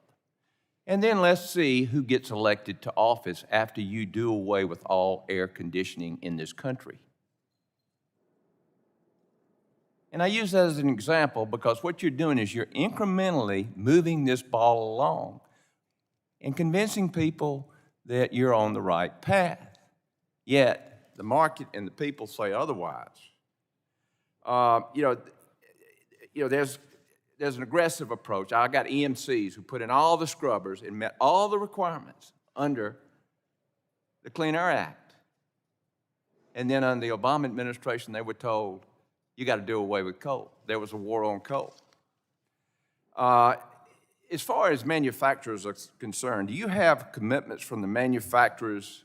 You had said that before a subcommittee hearing yesterday, House Oversight and Accountability Committee, you testified that provisions from the Infrastructure Investment and Jobs Act and the Inflation Reduction Act were intended to make manufacturing of these electric vehicles less expensive, therefore give the car companies the opportunity to sell vehicles they are planning to market at affordable prices. However, Kelley Blue Book reported that the average price of electric vehicle increased by $313 in just 1 month, from February to March of 2023. Do you have commitments from the manufacturers that they're going to lower their price on electric vehicles they sell? Our expectation is, given their plans, and we are in conversations as part of the rulemaking process, gathering information from manufacturers, that they do intend to sell a significant, more than 50% EV fleet. What we're doing, Congressman, is making sure that our final rules support or are consistent with their business strategies to market a substantial amount of EVs. Right. Not to interrupt, but it seems to me that when you eliminate 400 dealerships across this country, cost can only be reduced by competition. That is what's made, that's the American way, is competition. We love to compete. You get rid of 400 dealerships, and then, of course, God knows how many more that aren't going to be able to sell these things. I mean, I asked my friend, what in the world were you thinking? He said, do you know how much demand I have for electric vehicles? 0. And yet they want me to spend $20 million to build this new electric dealership? You got to be kidding. And I'll tell you this government is not going to bail out General Motors when they come asking to us for help because of what this government has done to General Motors. Let me ask you this. If you're relying on manufacturers to lower prices, are you envisioning a direct-to-consumer marketplace for vehicles? Americans like Scott Lambert in our second panel today is out of business. So how are you going to do this? I'm sorry, sir, I didn't quite follow the question. How are you going to lower prices? Well, our job is to collect information from the auto industry to make sure that our final standards are consistent with their business strategy. Yes, sir. Well, the market controls prices, sir. I'm out of time. I yield back. Gentleman yields back. The chair now recognizes the gentleman from California, Mr. Ruiz, for 5 minutes. Thank you, Chairman. Since the mid-'80s, the Coachella Valley in California has welcomed all of its visitors with the iconic view of the San Gorgonio Pass wind farm, right off of the 10 freeway heading in from the west. It's that wind farm that you see in movies when people are driving their Harleys into Palm Springs in the desert. Usually it's filmed in that area. My home state of California has been on the forefront of renewable energy by investing in solar, wind, and battery energy storage decades before the Inflation Reduction Act and the Infrastructure Investment and Jobs Act were passed into law. In fact, my district produces the most renewable energy than any district on federal land than any district in the country. And Democrats are making unprecedented investments that make this possible. It is my district's competitive advantage. However, air pollution has serious negative impacts on human health. And as a physician, I have seen the effects of air pollution firsthand. Children, the elderly, communities of colors are disproportionately impacted by poor air quality. In fact, in April, the EPA released a report entitled Climate Change and Children's Health and Well-Being in the United States. And I ask unanimous consent to enter the report into the record. Mr. Chairman? Thank you. Without objection, so ordered. Thank you. And this report found that climate change is expected to increase the incidence of asthma in children. Specifically, climate-driven changes in air quality are estimated to increase annual cases of asthma between 4 and 11% respectively. Children's health is a very serious issue, and it is unfortunate that we're discussing rolling back regulations to help clean up our air. Mr. Goffman, how does the EPA's vehicle emission standards protect public health, especially the health of our most vulnerable populations? Well, thank you for that question, Congressman. Our standards would reduce a broad range of pollutants, not just greenhouse gases, but a number of air quality pollutants like fine particles, NOx, and hydrocarbons. Those are the pollutants that contribute to smog and soot, and that bad air quality contributes massively to a range of health effects, including those health effects are documented. There's a recent study that came out that on average, people who live near high or at high air polluted areas live on average 10 years less than people who don't. So there is an association, of course, with length of life due to poor air quality. California has air quality challenges, which is my home state, of course, and they have taken a lead role in pollution controls for vehicles, which is one of the highest source. This bill that we're considering, the Preserving Choice in Vehicle Purchase Act, would prevent the EPA administrator from granting a waiver to California from setting their own vehicle emission standards. This bill would have detrimental impacts on the EPA's longstanding statutory authority to grant California waivers on the Clean Air Act. California leads the way in ensuring a clean air for its population. The California waiver is vital for my home state, for my district, to tackle air quality and greenhouse gas emissions, which is one of the worst in the nation, due to the 10 corridor from Long Beach to Phoenix that runs right through my district and all those semis. So can you explain why EPA's authority to grant the California waiver to protect vehicle emission standards at the federal level is an important tool for tackling air pollution? Again, thank you for that question. It's a tool that Congress has long recognized and re-ratified, if you will, over 50 years. And that's because California has historically had a range of very particular air quality and, in recent years, climate challenges. And California has used its authority to ensure that on-road transportation really is the air quality problems can be addressed through new technology. Thank you. The Preserving Choice in Vehicle Purchase Act is punishing a state that has proactively looked to clean up the air for its residents. This bill shouldn't even be discussed, let alone seriously considered. I yield back. Gentleman yields back. The chair now recognizes the gentleman from Texas, Mr. Crenshaw, for 5 minutes. Thank you, Mr. Chairman. Thank you for holding this important hearing. Mr. Goffman, this EPA just cannot help themselves. It's one thing after another, attacking Americans' way of life in pursuit of some pointless agenda that actually benefits no one. And I mean no one, and we're going to go through the numbers and I'll explain why.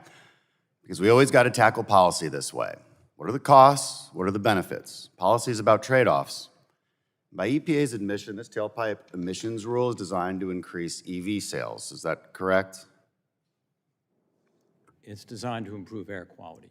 Okay, so the EPA website states, the proposed standards are also projected to accelerate the transition to electric vehicles. This is just from the website. I don't know, maybe you guys are on a different page. Depending on the compliance pathways manufacturers select to meet the standards, EPA projects that EVs could account for 67% of new light-duty vehicles, et cetera, et cetera, et cetera. Okay, so right now, EVs account for 1% of cars registered to U.S. drivers and about 4.5% of new vehicle sales. So that's quite a leap. Here's another thing. EVs are expensive, on average $20,000 more than a similarly sized internal combustion engine vehicle. Here's another thing. The price of a new EV has risen by over 50% in the last 10 years, despite a concurrent increase in sales and obvious scalability. So what evidence does the EPA have that EVs will become more affordable for American consumers, or is that even part of your consideration? Affordability is a major part of our consideration. And we're fortunate as we do this, as we put this proposal out and consider finalizing it, to have a number of factors. Okay, so they've increased by 50%. How are they going to start decreasing? How is that going to happen? Does the EPA even care? How do you analyze that? Well, one of the things we're doing is, and one of the things we observed even before we put the proposal out, is that a number of American manufacturers committed to the goal by 2030 of marketing 50% of their new car fleet as EVs. And at least one American company has followed that up by None of that speaks to costs. You guys have no idea, do you? And you don't take it into account. EVs are more expensive. This is just a fact. It's the way they're built. It's the way they're processed. So the question is, they're going to be more costly, continuously more costly, as they always will be. So the question is, what benefit do we get from that? Are we saving people's lives by making them spend more on cars? No. You know, does the EPA, when you assess, you know, the benefits from emissions from EV vehicles, do you assess the life cycle emissions? Do you take those into account? From production of everything that goes into it through the sale? We do look at that. Okay. Under the Cleaner Act Authority, we look primarily and base our standards on. Yeah. I mean, I know you guys don't. You don't have any reports that do that, but luckily others do. International Energy Agency did a critical minerals report. They found that when you count all emissions of production, on average, a single battery for an EV, you have to dig up 500,000 pounds of earth. That involves heavy machinery, oil, gas, and let's not forget, 85% of critical mineral processing is in China. I'm pretty sure their environmental standards are not very high. According to other studies by the manufacturers themselves, like Volvo, like Volkswagen, manufacturing an EV generates 70% more emissions than manufacturing an internal combustion engine. You need to drive 70,000 miles to even break even with an internal combustion engine. Even at 100,000 miles, you're only getting a 20 to 30% reduction in carbon emissions. So it'll do nothing for climate change. It'll do nothing to reduce overall global emissions. And by the way, the EV owner already drives less, so it's unlikely that most of them have even reached the break-even point. So just by the math, in the short term, EVs increase emissions globally. That's just the math. Now, if you're concerned about air pollution, which is, you've stated that, on the EPA website it says this: the graph below shows that between 1980 and 2022, gross domestic product increased almost 200%. Vehicle miles traveled increased over 100%. Energy consumption increased 29%, and the U.S. population grew by 47%, but during that same time period, total emissions of the 6 principal air pollutants dropped by 73%. It's like we're making all this progress. So I just want to know, where's the evidence that we are all of a sudden in an air quality crisis in America and that we need to impose these enormous costs on the American people? Where's the evidence for that? I believe there's extensive evidence, and as it happens, it's reflected in a proposal we issued addressing. There's extensive evidence that we've decreased our problems with air quality, that we've increased air quality in America. There's extensive evidence on your own website. It took me 5 seconds to Google it. That those pollutants have decreased by 73%. That's what your evidence says. And you want to impose these massive costs on the American people. That's why these bills are up for consideration today. And I yield back. Gentleman yields back. Chair now recognizes gentleman from Ohio, my colleague, my neighbor, Mr. Balderson, for 5 minutes. Thank you, Mr. Chairman. Thank you, Mr. Goffman, for being here today. There are 3 regulations that are currently under development by your office that will have a significant impact on the electric grid, which I'm sure you're hearing a lot about today. 2 of these proposals, the light-duty and heavy-duty vehicle proposals, will greatly increase demand for electricity. The 3rd ruling related to power plants will force the premature retirement of flexible, dispatchable resources. Additionally, California and several other states are seeking waivers to essentially ban the sale of new internal combustion engine cars and light trucks by 2035. Even the EPA admits in their regulatory impact analysis for light-duty vehicles that an enormous amount of electricity will be needed in 2035 just to support this EV rule. Due to the increased demand of these rules and the impact of EPA's Clean Power Plan, Plan 2.0, I would expect FERC to have a significant interest in all of these rules. When you were working on the original Clean Power Plan in President Obama's administration, FERC had a series of technical conferences between the proposed and final rules to ensure grid reliability if the Clean Power Plan went into effect. In fact, I believe you spoke at one of those conferences. FERC has not stated that they will have any technical conferences or any of the rules I previously mentioned. Do you believe that FERC should hold technical conferences to ensure that the grid can be maintained if these rules get finalized? I'm really not in a position to speak for FERC, but I can speak for the EPA to tell you that we have spent ourselves time talking to FERC commissioners and FERC expert staff precisely about the issues related to reliability that we want to make sure that we're addressing as we finalize these power sector rules. So you would agree to, want FERC to be part of this discussion? For our purposes, For your purposes, I understand you can't answer for FERC, but for your purposes. We've had discussions with them even before we if you will, put pen to paper on some of these proposals. Okay, thank you. Have you tried to coordinate with FERC to facilitate these conferences occurring? Obviously, you've not done that. My last question is, did you consult in any way with the Department of Transportation or the Federal Highway Administration on the tailpipe emissions proposal? We, as part of the interagency process, we benefited from the contributions and engagement with NHTSA and DOT on our vehicle rules. And on our power sector rules, we have been in discussions with DOE as part of the interagency process, and we even entered into an MOU with DOE to continue to address or at least monitor reliability issues in the process of finalizing our rules and their ultimate implementation. Did the Department of Transportation provide you any feedback on this, whether it was good, bad, indifferent, anything? In the interagency process, NHTSA provided us with significant technical advice. Okay. Well, it's concerning to me, and I know car manufacturers, auto dealers have been brought up. I'm a former auto dealer, so I'm just ad-libbing here a little bit, and I heard some of Mr. Allen's testimonies and some of his questions. I sat with a friend yesterday that's going to lose his dealership because the manufacturer that he sells. He's a single point store like we were, and our family business was shut down back in 2008 during the bailout with the auto manufacturers. And I shouldn't say it was caused by that, but it led up to that taking place. But I have two friends as of yesterday that are going to lose their agencies because the manufacturer has committed not to do any more fossil fuel vehicles, combustion engines, however you want to look at it. I mean, do you have any insight into that? I know that you don't deal with the manufacturers, but these rules being implemented the way that they are, I mean, are you looking at the bigger picture of who it's impacting and what it does?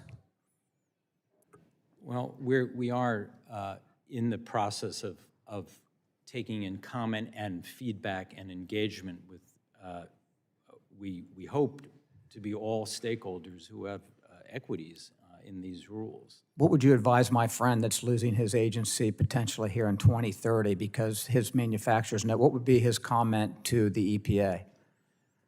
Well, we would certainly be eager to get some analysis, some background on what his experience, what your constituents' experience was. Okay, I'm out of time. Thank you very much, Mr. Chairman. Gentleman yields back. The chair now recognizes the gentleman from Texas, Mr. Pfluger. Thank you, Mr. Chair. For 5 minutes. I want to push back, Mr. Goffman, on some things that have been said in this hearing. The number one cause of death in this world is lack of energy. And there are many studies that suggest that the higher the CO2 emissions in a country, the higher the GDP, and the higher the life expectancy. And for us to be having an all-out assault from the EPA with rule after rule and weaponization after weaponization on liquid fuels and on primary sources of energy and on all the things that have made this country the richest, most powerful country in the world are just unbelievable. What's the range on your electric vehicle? What is the range on your electric vehicle? 250? Microphone. 250 miles? Anecdotally, in my personal experience. Which is the exact same range on one of the manufacturer's pickup trucks, except for when you add load to it and when temperature starts to drop. So a pickup truck, an electric vehicle pickup truck is now 40% less, which at 240 miles is about 100 miles less. That's 140 miles. It's not reasonable. It doesn't work. I assume you support the president and his initiatives. Of course, yes. Okay. Do you support his desire to kill fossil fuels? I'm not aware that he has a desire to kill fossil fuels. Mr. Goffman. That was a clear message that he said when he was being elected to President of the United States. Do you support killing fossil fuels? In my role as implementing the Clean Air Act, no. Is it your goal to kill liquid fuels? My goal is to improve air quality and address climate and implement the Clean Air Act, which last time I looked does not authorize EPA to, as you put it, to kill fossil fuels. That's right. It doesn't, but your policies are doing that. And they're actually going to decrease our quality of life here, and they're going to put the most vulnerable in our world in jeopardy, and they're going to kill the dealerships that my colleagues just mentioned. I want to follow up on your response to my colleague that the EPA is still looking at California's waiver request for the Advanced Clean Cars 2 regulation. You claim that you've not looked at this yet and you'd not look at light-duty vehicles at the same time, but in the recent LDV proposal that your office wrote, AC2 and Section 177 are used as a justification as to why EPA should introduce and move forward with such stringent standards. This sounds like the EPA is using AC2 and a waiver that has not yet been granted or reviewed as justification for their light-duty vehicles rules. Is the agency making decisions before a waiver has been granted? Congressman, let me check on that because this was a response in this hearing that you said to one of my colleagues. Well, my understanding, let me check to make sure that my experience is that we do not rely on regulations from California where we haven't granted the waiver. So the waiver has not yet been granted? It has not been. So would it be used as justification? Let me check on that. Is it my standard practice for the experiences- EPA to use a waiver that has not been granted as justification? In my experience, we have not. But your question makes me a little nervous. Would like to get back to you. It makes me nervous as well, Mr. Goffman. I'd like to get back to you with a Makes our country well-founded nervous. answer. How much electricity does the United States demand each year? I don't know that number off the top of my head. Okay, it's 4 terawatts annually. So the Secretary of Energy didn't know it. The EPA doesn't know it. FERC probably doesn't know it. Who else doesn't know it in this country? And we're mandating electric vehicles. What's the percentage increase in electricity demand if we get to the 2030 and 2035 mandates that your agency is pushing for and the administration is pushing for? What is the percentage increase that we will need? 0.4% in 2030 and 4% in 2050. Okay, so the Secretary of Energy sat right there 2 weeks ago, and she said it's gonna double our electricity demand, and you're giving me a much more accurate or at least specific answer. You guys have no idea how much demand is gonna be there. Where is that electricity gonna come from? Well, first of all, we did analyze the demand that the implementation of these proposals. EPA analyzed it or Yes, department? we did. We Okay. analyzed it as part of our. Where is the regulatory electricity gonna come impact from? analysis. It come from a diverse grid. It's 110 degrees in my hometown today. The wind is not blowing, the sun is shining, and after 4 hours of darkness, there will be no batteries on this planet that can produce a reliable source of baseload, dispatchable power. We have no plan for this. So please get back to me on the question that I asked you, and if waivers are being used that have not been granted for justification, this is overreach to a point that we couldn't even imagine. Mr. Chairman, I know my time is up. I yield back. Gentleman yields back. The chair now recognizes gentlelady from Iowa, Dr. Miller Meeks, for 5 minutes. Thank you, Mr. Chair. I'm glad the Energy and Commerce is focusing today's hearing on several bills related to preserving choice in America for vehicles and fuel, including my bill, the Fuels Parity Act. The Fuels Parity Act, which I introduced with Representatives Hunt, Bice, Budinsky, and Sorensen, is a bipartisan bill with geographically diverse co-sponsorship ranging from Texas oil and gas members to Midwestern biofuels members. As the Biden administration continues its war on liquid fuels, biofuels and gasoline included, this bill makes it abundantly clear that establishing a partnership between biofuels and oil is more important than ever.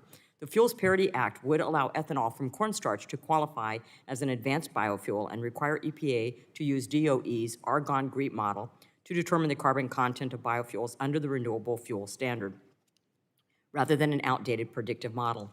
Allowing corn to qualify as an advanced biofuel allows internal combustion engine vehicles to compete with EVs by incentivizing lower emissions from ethanol production, making the fuel that powers on-road vehicles cleaner. Here's a list of biomass types that are allowed to be advanced biofuels: Brazilian sugarcane ethanol, the fibrous outer shell of a kernel of corn, known as corn kernel fiber, sorghum, soybeans, wheat, and barley. All of these crops can be advanced biofuels so long as they meet 50% requirement for carbon reductions. Literally, the only feedstock that cannot qualify is cornstarch. Even other parts of the corn kernel can qualify. As long as cornstarch ethanol can achieve a 50% greenhouse gas emission reduction, it should be afforded the same opportunity to be an advanced biofuel like every other feedstock. And Ranking Member Tonko, I would be open to a discussion prior to subcommittee markup with you and others about making DOE's Argonne GREET model applicable to all fuels. Mr. Chairman, I ask unanimous consent to insert a letter into the record which expresses support for the Fuels Parity Act. The letter also includes support for year-round E15 and outlines concerns about the EPA's final RVOs from 2023 to 2025, which limit the growth of low-carbon fuels.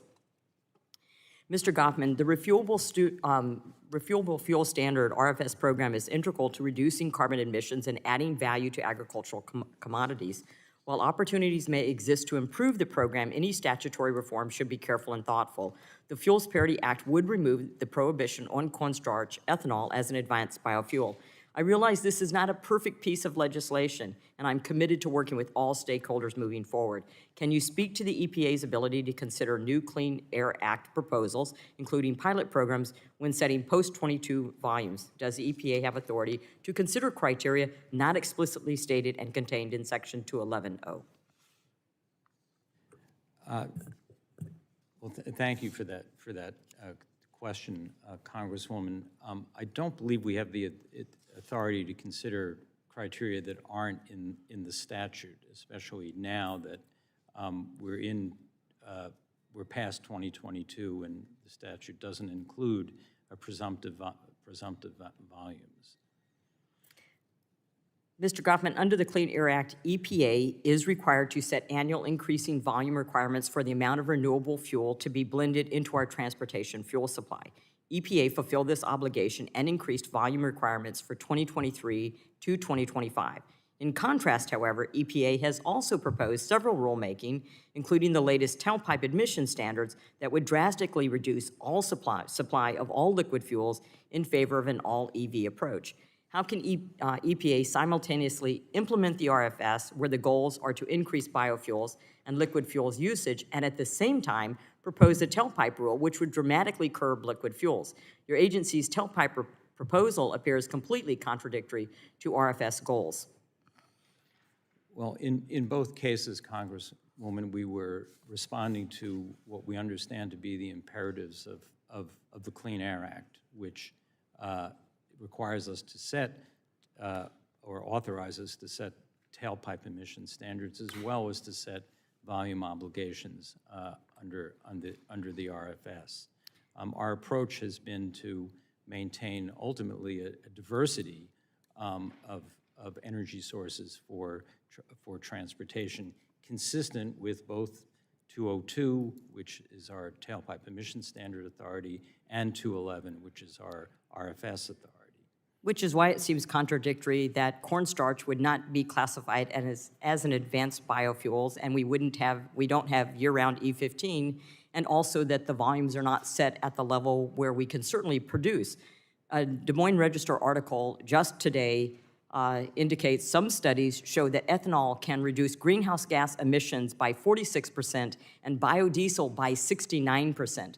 So if, in fact, we're trying to reduce greenhouse gas emissions, increasing the volume production of all biofuels would be complementary to that goal. Thank you, Mr. Chair. I yield back. Gentlelady yields back, and without objection, the letters requested by the gentlelady will be included in the record.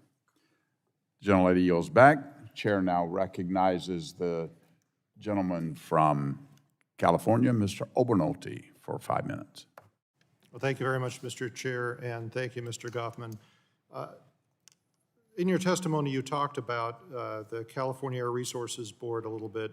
They've issued a request that the EPA approve a waiver under the Clean Air Act to implement new rules in California that would set yearly rising zero-emission vehicles starting in 2026 and would end completely the sale of vehicles that are powered by gasoline by the year 2035. So one of the bills that we're hearing today is my bill, HR 1435, that would restrict the EPA from issuing a waiver for any new regulations that would completely ban the sale of internal combustion motor vehicles. I'll talk about the reasons for that in a moment. My question for you is, has the EPA reviewed that request by CARB, and if so, has any consideration been made on whether or not it will be approved? We have only just begun the review process, which has at least 3 steps. Step 1 is to publish a notice to the public that the petition is under review and ask the public and stakeholders for input on specific issues. Once that step is completed, by creating a record based on all the public comment we receive, we review the record and then make what we think of as an adjudication as to whether or not, based on the record, California's the mandate to the administrator to grant the waiver can be met, or whether one of 3 criteria has actually been triggered that would negate California's entitlement to the waiver. And I'm sorry, it's a very much an adjudicatory process that involves creating a public record. We have only just begun that. And what would you say the time frame for issuing that decision is? I've measured it in months, but since we haven't actually formally published the notice inviting comment, set a comment deadline, or even obviously seen what kind of record we're going to have to work with, we haven't established a precise timeline yet. Yeah, I appreciate if you would keep my office informed as you work through that process. Of course.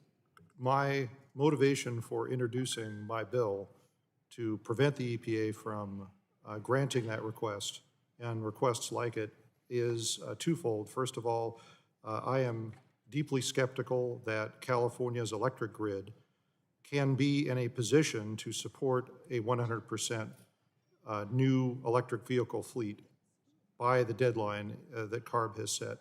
I also represent a very economically disadvantaged portion of California, and my constituents can't afford to buy new EVs even if they were available, and I have deep skepticism that by that time we will have the mineral resources necessary to even convert the current year's production vehicle fleet to electric. So those are some of my concerns, and although we all want to be good stewards of the environment, we have to live here too, and we have to keep the needs of the economically disadvantaged in mind when we make these decisions.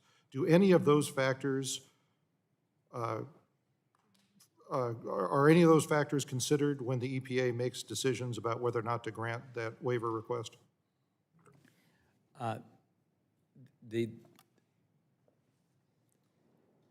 Just to observe that when we set standards, we take those into consideration. What the Clean Air Act tells us to do when California submits its waiver is, the statute basically says the EPA administrator shall grant the waiver unless one of three conditions is met. So Congress itself narrowly circumscribed what we can consider when a waiver petition comes in. Right, so you're saying that these factor into the EPA standards, but not necessarily the decision about whether or not to approve California's waiver request. The Clean Air Act does not clearly authorize us to take that breadth of considerations in mind. Congress, when it drafted those provisions and reauthorized them, contemplated California as sort of something that resembles an entitlement. Right. Well, that's why I think there's a need for the bill that I've authored. But I thank you for your testimony today. I'll yield back, Mr. Chairman. Gentleman yields back. Chair now recognizes the gentleman from Georgia, Mr. Carter, for 5 minutes. Thank you for being here, Mr. Goffman. Mr. Goffman, if in looking at EPA's proposed tailpipe rule with its timeline and its scale, it's hard to say that it intends to do anything more than just ban internal combustion engines. I mean, I have to be quite honest with you. This is one of the most egregious rules that I've ever seen the federal government come out with. And it's totally inappropriate.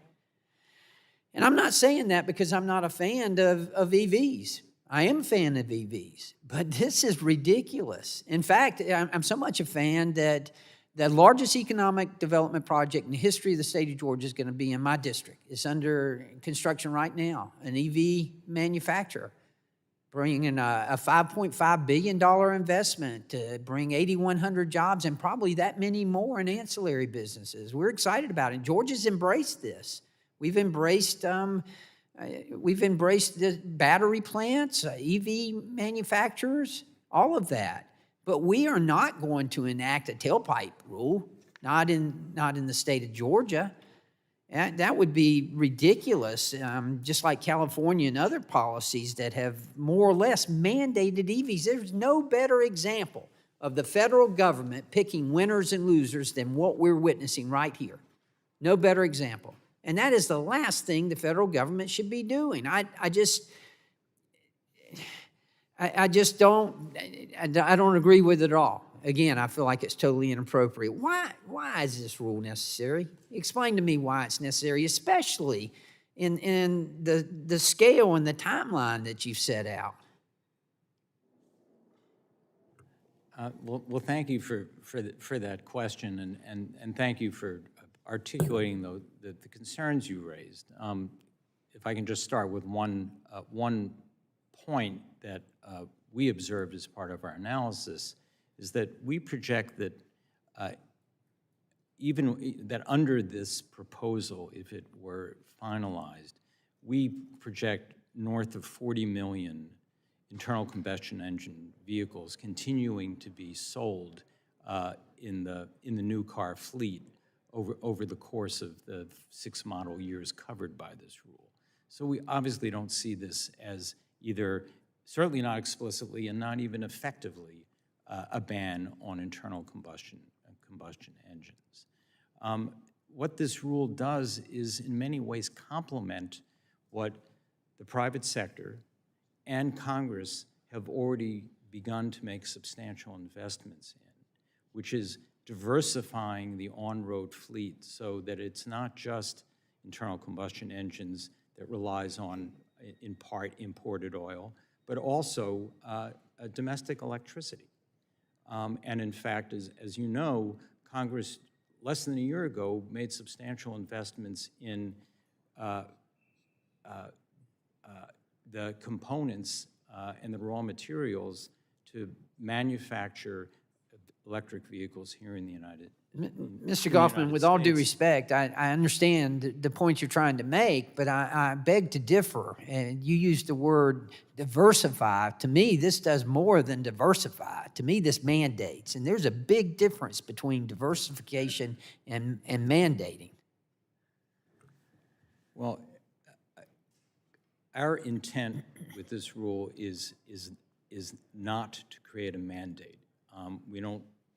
We don't see the Clean Air Act as doing anything different from what we did in this proposal, which is to set grams per mile emissions performance standards, which we based on what we see as available, affordable technology. Do you feel like the internal combustible engines would be able to meet those, though?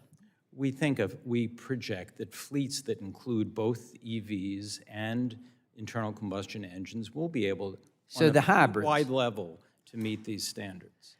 Well, I want to follow up on what my colleague from California just asked you about. Did you take in consideration any of the low-income families that rely on internal combustion engines to get to work, to get to school, to get to groceries, all of those things? Well, we took into consideration the affordability of meeting these standards. Well, look, I represent South Georgia. It's a vast area and a lot of traveling, and we need internal combustion engines in South Georgia, and we got a lot of low-income families, and this is going to have a major impact. And again, I want to reiterate that I feel like this is one of the most inappropriate and blatant examples of the government picking winners and losers that I've ever witnessed. But I do appreciate you being here, and I appreciate your work. With that, I'll yield back. Gentleman yields back. The chair now recognizes Ms. Dingell from Michigan for 5 minutes. Thank you, Mr. Chair. I think today's legislative hearing is very important. It's very important to the industry that I represent. I do want to say that we are considering 4 bills that I believe could have potential harmful effects on the future of the automotive industry and would fail to help consumers truly afford the clean vehicles of the future that Detroit is building. Collectively, these bills could undo the good progress we've made on reducing harmful vehicle emissions and would stymie future automotive innovation. And these bills are clearly disconnected right now from the market reality. Right now, every major automotive company in the United States and around the globe is in a race to manufacture and ship greater and greater numbers of clean vehicles, including hybrids, battery electric vehicles, and hydrogen fuel cell vehicles. So, with due respect to my colleagues on the other side, I oppose each of your bills at this time, but I do share many of the concerns my Republican colleagues have raised here today. If we are to successfully make the needed transition to electrification, we have to do so in a comprehensive way and build on all the meaningful bills from last Congress, and we need to do it together. So, Mr. Goffman, and I'm going to ask you to be concise because I have a lot of questions. Thank you for being here. I would like to start with the real concerns I'm hearing and that I share as it relates to the EPA's recently proposed rule on multi-pollutant emission standards for light and medium-duty vehicles beginning in model year 2027. First off, in your testimony, you say the proposed standards align with commitments already made by automakers and the U.S. states as they plan to accelerate clean vehicle technologies in the light and medium-duty fleets in the next 10 to 15 years. I'll be honest, I don't think this is consistent with what the industry or labor has committed to. So, Mr. Goffman, can you expand on what you mean and how this proposal aligns with commitments made by the automakers? Well, thanks for that question. I'm glad to be able to address it. What I was referring to was a couple things. One, in August of 2021, three companies joined with the environmentalists and the labor to a 50% goal. That's right. And then in the fall of last year, at least one American company announced principles what they called principles to set as a goal of 100% EVs by 2035. Goals, if the underlying foundation is there. And that's exactly why part of the process we're engaged in now is collecting information from the companies about how these rules ultimately will interact with their business plans. We are at a technical level, Congresswoman, spending time really talking to the companies, collecting information, and making sure that what our rules do work together. I have a lot more questions, and you know the companies have expressed their reservations Yes. to you. While Administrator Regan has stipulated the emissions proposal does not require a particular propulsion technology, it's clear that battery electric vehicles would need to account for 67% of new vehicle sales by 2032, up from under 6% as of last year. Mr. Goffman, can you explain how EPA measures success in terms of a nearly 10 times increase in light-duty electrification compared to new vehicle sales in 2022? Quickly, please. Again, the way we ultimately define the success of this program is if it supports the goals that companies like, say, GM have announced But what if they can't get there because what needs to be in place isn't there? What if people can't afford to buy the vehicles? What if the charging stations aren't there? What happens if the assumptions and forecasting that EPA relies upon aren't viable? Well, our first line, we have three lines of defense to answer that. One is we've run a number of different analytic cases to see how and at what rate these emissions standards could be achieved. We've asked for public comment on that. We're also getting input and information from the companies. And then, as you know, there's at least the precedent from a previous rulemaking of midterm review. Now, the companies have not raised that with us, but what they are doing is working with us. I believe they have raised it, and they're going to be getting comments. I have 34 seconds and a lot more questions.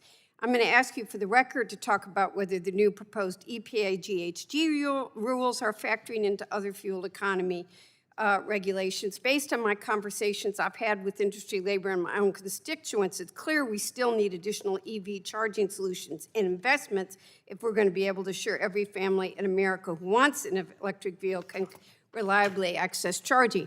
I also am going to ask you to give us what analysis you did to evaluate the charging infrastructure necessary, but I have a UAW question. I would like to know more about the work EPA has done to study the impact this proposal will have on auto workers. Mr. Goffman, what are the proposed standards projected to do impact on employment? Has the EPA evaluated the impact on the union workforce that produces light and medium-duty ICE vehicles? Mr. Goffman, I'm going to ask you to take that question for the record, and if you would get back, I'd appreciate it. The gentlelady's time has expired. The chair now recognizes Mr. Latta for 5 minutes.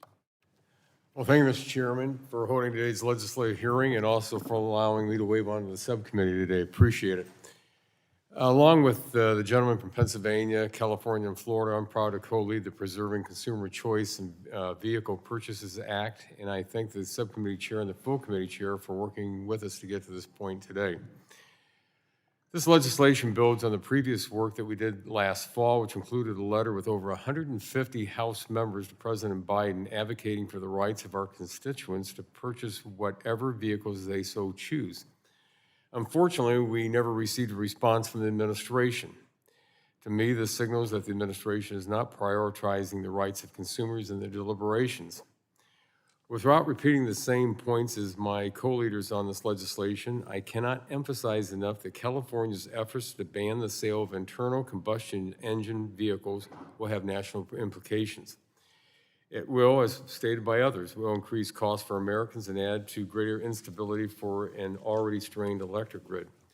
Mr. Deputy Administrator, since the President did not respond to our concerns that we outlined in our letter last year, and your written testimony doesn't indicate any specific stance on the bill, do you know, is the administration opposed to this legislation?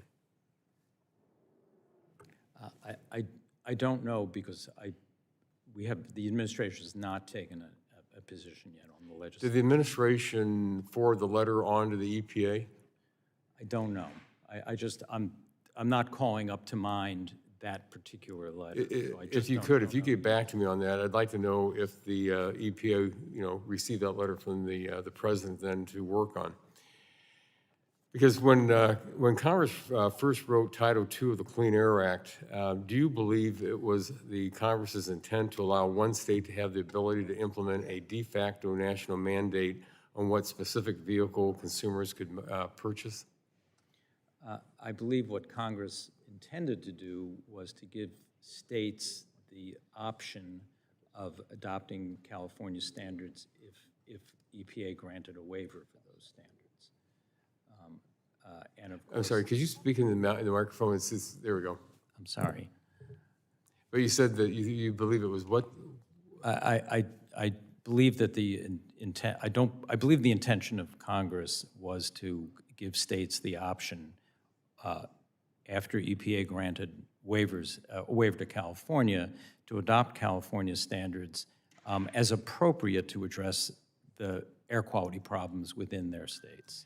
But, and again, though, in this situation, could it be a de facto national mandate when you look at the size of California, especially the states around it, what it could do to other states having to then adhere to what California is doing?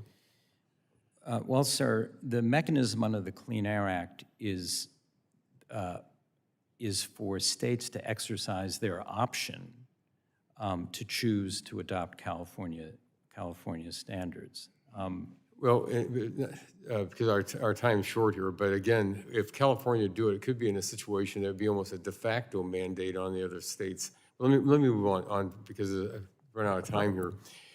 Again, as you've already heard, in order to move on to an all-EV fleet, which is what California wants to pose on the entire country, the U.S. Energy Information Administration has stated that the United States will need to generate at least 50% more electricity. Now, again, when EPA starts reviewing things, do you look at what EIA says is that we're going to have 50% more energy generation by that point in time? And because I know when I've talked to the electric co-op associations, they're saying that the amount is over 50%. So, and it also has also been pointed by other members, how much does EPA look at then that on generation alone? Do you look at the statistics out there that we could be having brownouts, blackouts across the country? And even last September, when the governor of California just recently said they wanted to go to this EV mandate, that almost following weekend they had a heat wave where everyone was supposed to turn up their air conditioners and then not plug in their cars. So how much does EPA look at on the energy production in this country that we'd have to have just to meet the requirements of having an EV fleet? Well, when we issued this proposal for this set of standards, we did do an analysis of the net increase in demand, and what we project for 2030 is that these standards would increase demand by 0.4%, and then go up to 4% in 2050. And so when you say pardon me, Mr. Chairman, when you say 4%, are you talking about we need 4% more energy? 4% more energy to. Well, I'm kind of confused then. How does EIA come up with 50%? I know we work with the EIA. I don't know, I'd need to go back and look at the particulars. What I'd like to do. EIA's analysis. I'll make sure that we get the EIA information to you all. Okay. Thank you very much, Mr. Chairman, and I yield back. Gentleman yields back. Chair now recognizes gentleman from Florida, Mr. Bilirakis, for 5 minutes. Thank you, Mr. Chairman, and thank you for allowing me to wave on. This is a very important hearing. Briefly, I just wanted to identify with the comments of Representative Joyce, Albernalty, of course, my good friend, Mr. Latta, my colleagues on the Preserving People's Freedom to Buy Affordable Vehicles and Fuel Act. I just wanted to emphasize the national effect this new California regulation would have. California has 17 other states bound to follow its air quality standards. Therefore, this standard would have an effect on 40% of the market, making it a de facto national impacting policy, as my good friend Mr. Latta said. This means that the residents in my state will most likely see an increase in vehicle costs and a decrease in choice. That also means that automakers, convenience store owners, farmers, and car dealerships nationwide will also be negatively affected by this California policy. We can't let California and the Biden administration ban combustion engines, and Preserving People's Freedom to Buy Affordable Vehicles and Fuel Act is the way to stop it. This is a priority for us, and we really appreciate you giving me the time, Mr. Chairman, and I yield back the balance of my time. Gentleman yields back. The chair now recognizes the gentleman from Michigan, Mr. Wahlberg, for 5 minutes. Thank you, Mr. Chairman, and thanks for letting me wave on as well. Michiganders care about cars, as you might expect, and care about trucks, pickup trucks especially. I want to better understand the Biden administration's thinking on vehicles. So, Mr. Goffman, just to kind of lay the foundational consideration here, I'd like a yes or no on whether or not you believe that all Americans should have access to reliable, available, functional, and affordable cars and trucks. Yes. Thank you. Do you believe any rules you are issuing should make cars less available, less affordable, and less functional for consumers and their needs? No. Then let me move on. Your testimony discusses new vehicle sales numbers. Could you tell me roughly what new car sales were 5 years ago and 10 years ago? Off the top of my head, I can't. Well, let me add to it, because being a car guy from Michigan, I have to know these type of things. 10 years ago, it was 15 million in sales. 5 years ago, it was 17.1 million in sales, vehicles themselves. Total sales peaked at 18.665 million in April of 2021. Your testimony claims that under your proposed rule, the number of new ICE vehicles will be slashed by close to half between 2027 and 2032. How many new EVs does EPA expect to be available and affordable for consumers to replace that cut? Well, we expect that there to be enough EVs to meet demand and meet the performance standard, but well, and I appreciate you saying we expect that, because it's certainly a guess, and by golly, what in the world it's going to be based upon what we're seeing so far, and based upon, you know, the Michiganians, Michiganders, whatever we call ourselves in any given time, expect, and what we need. Under your proposed rule, will there be more cars on the road in 15 years or less when your rule is entirely implemented? I don't know the total offhand. More or less, what would we expect? More or less, we don't expect these rules. We didn't assume or premise these rules on any kind of reduction in demand for vehicles.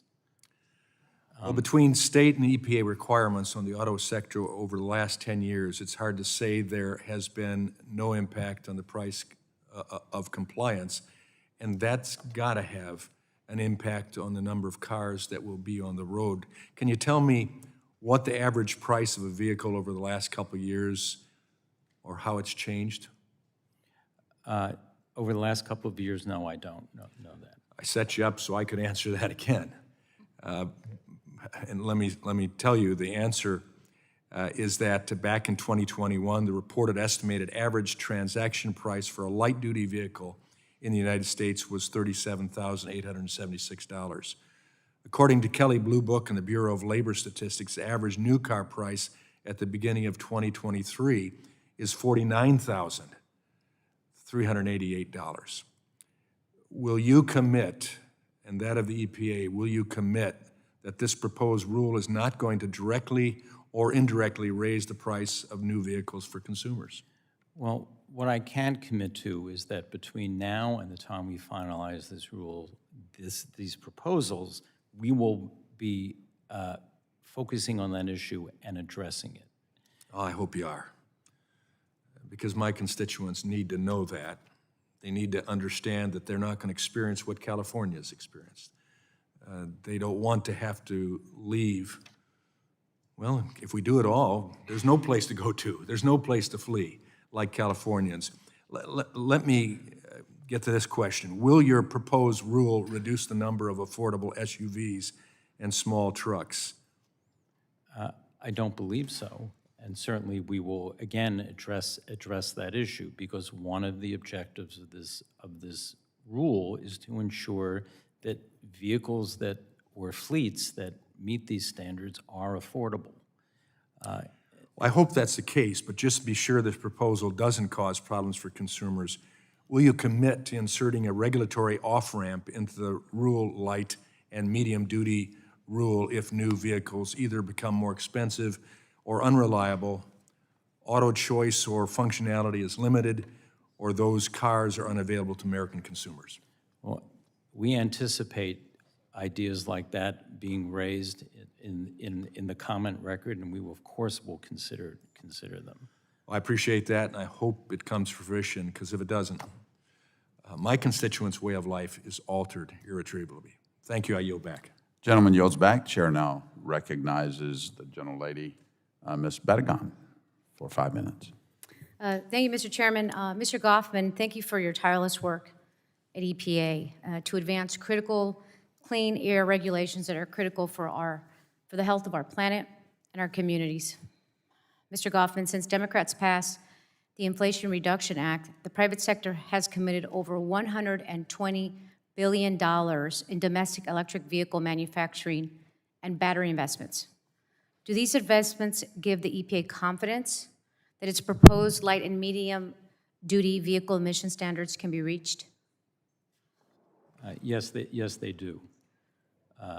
In fact, we are finalizing these proposals in the coming months in a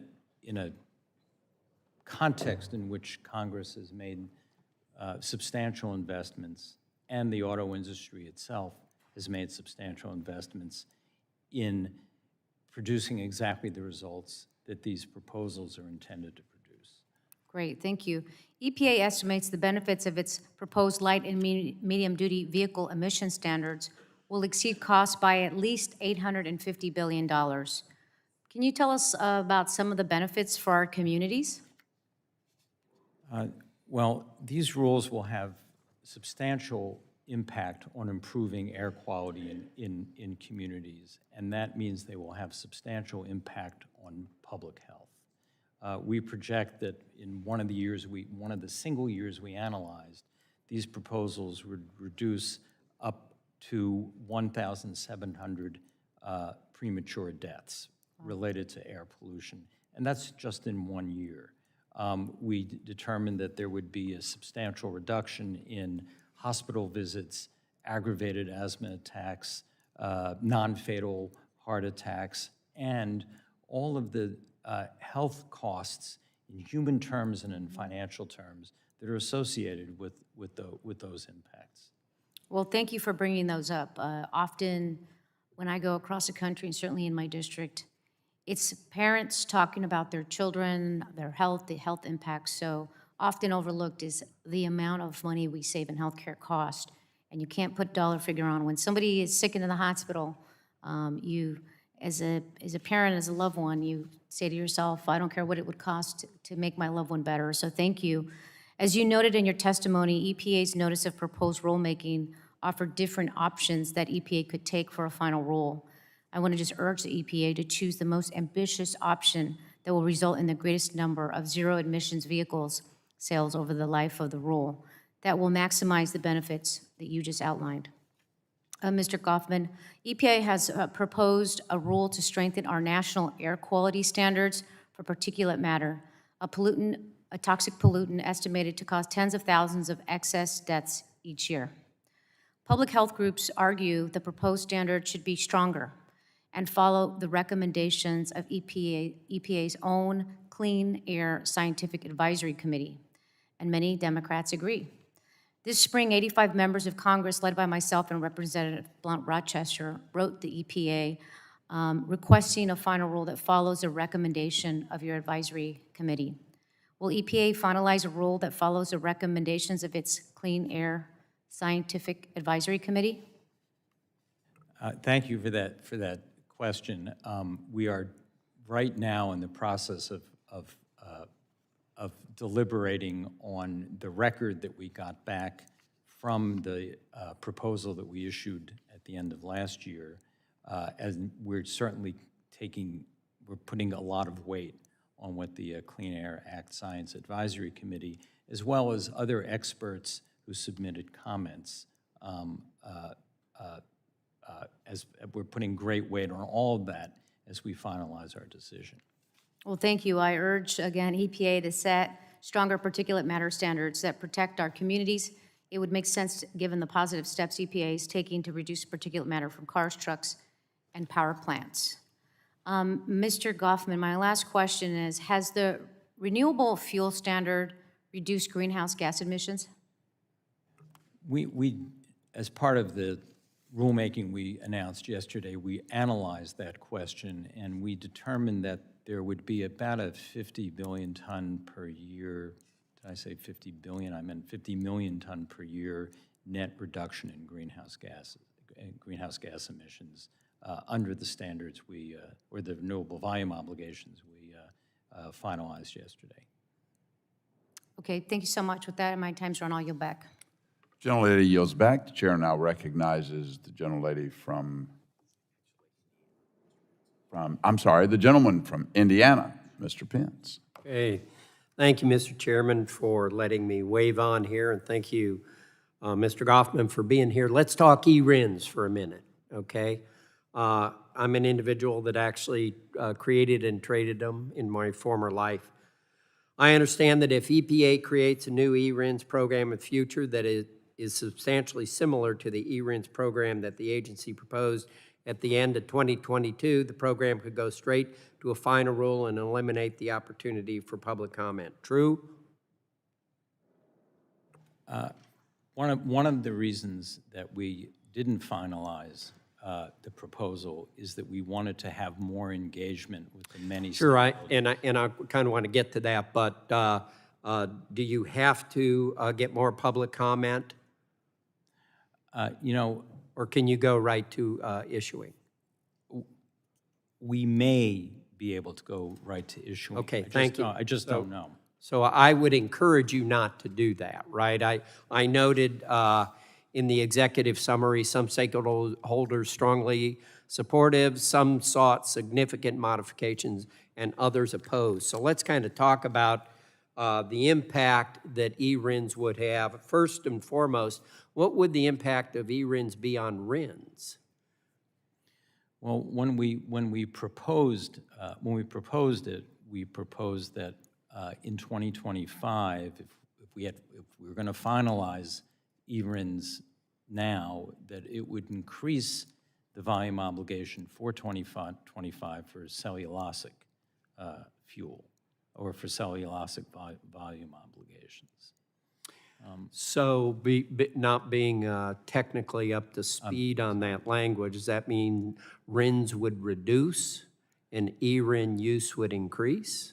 Or yeah. ERIN requirement would increase? We projected at the time we proposed this that the total volume of the program would go up to match the availability of ERINs. So what I said is incorrect. It wouldn't be, ERIN increase wouldn't be at the expense of RINs. Is that correct? That's correct. Okay.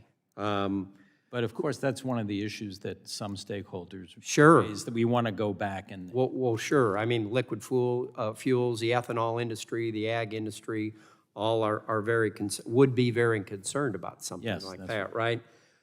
Who's going to need ERINs going forward? Who would be the buyers of ERINs, in your opinion? I think to the extent that ERINs were sort of fungible with other RINs, it would be other parties with volume obligations. So would that go beyond the transportation industry or the production industry?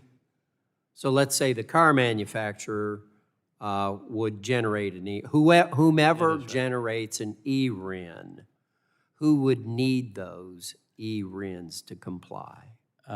Refiners with volume obligations. Refiners with Yeah. Would any other manufacturing type industries have to look at ERINs? I don't think so.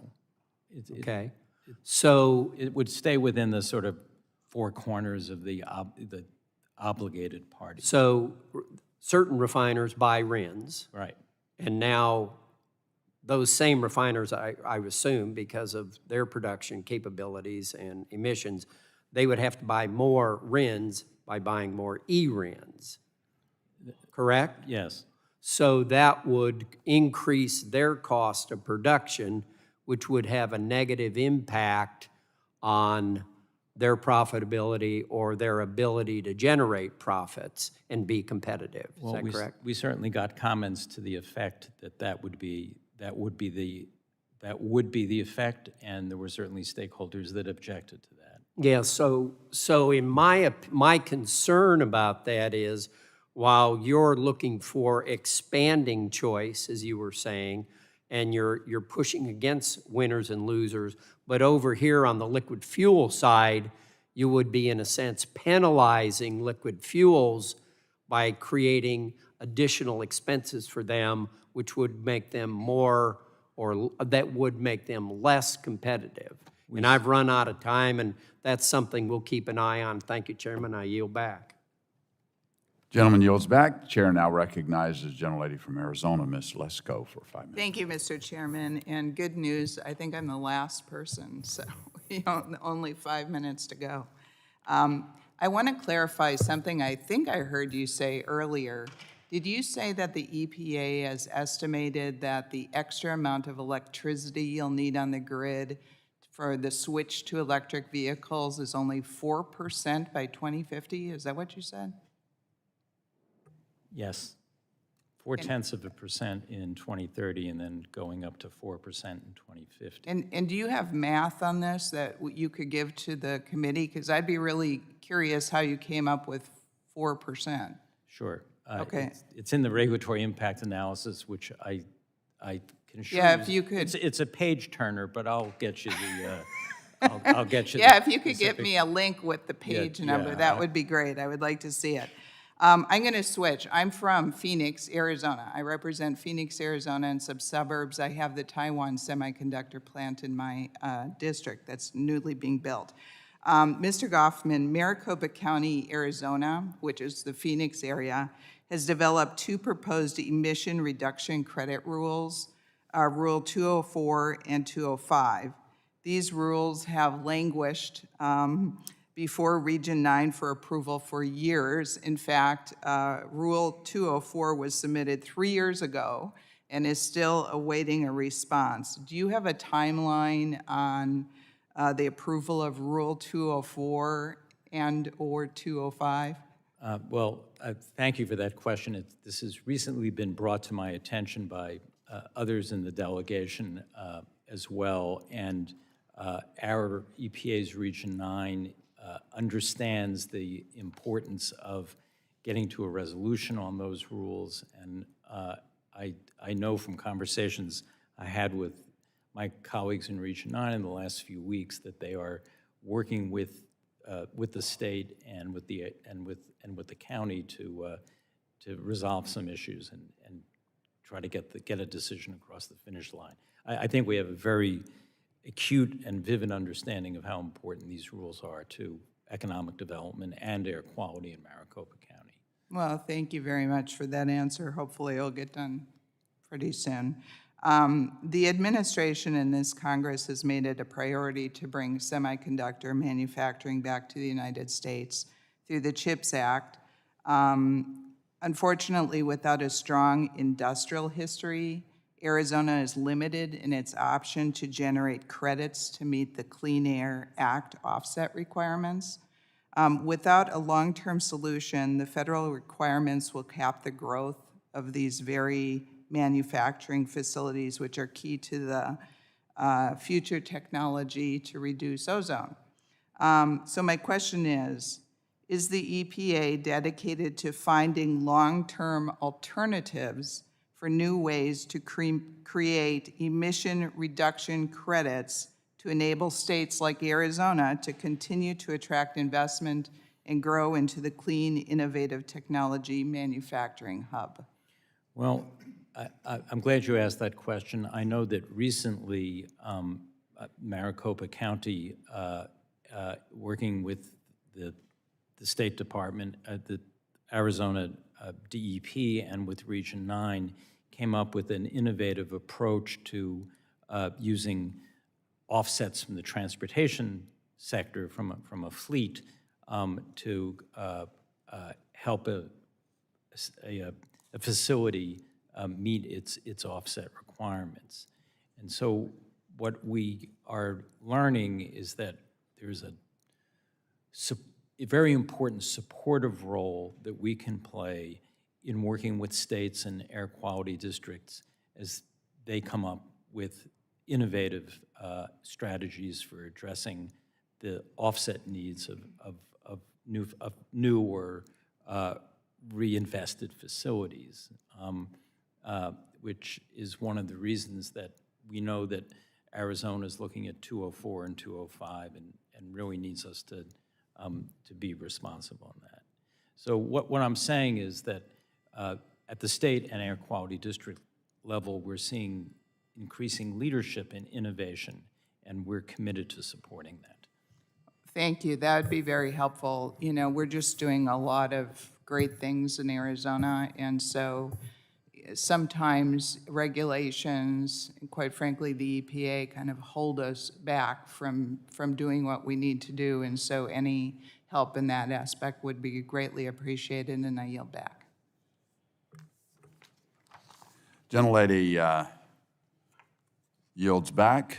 I think if it's, Mr. Goffman, first of all, thank you for taking the time out of your busy schedule to be with us today. These are very serious questions, and you know your rules coming out of the EPA are very serious, and I understand that. So thanks for joining us today to have this discussion over these pieces of legislation.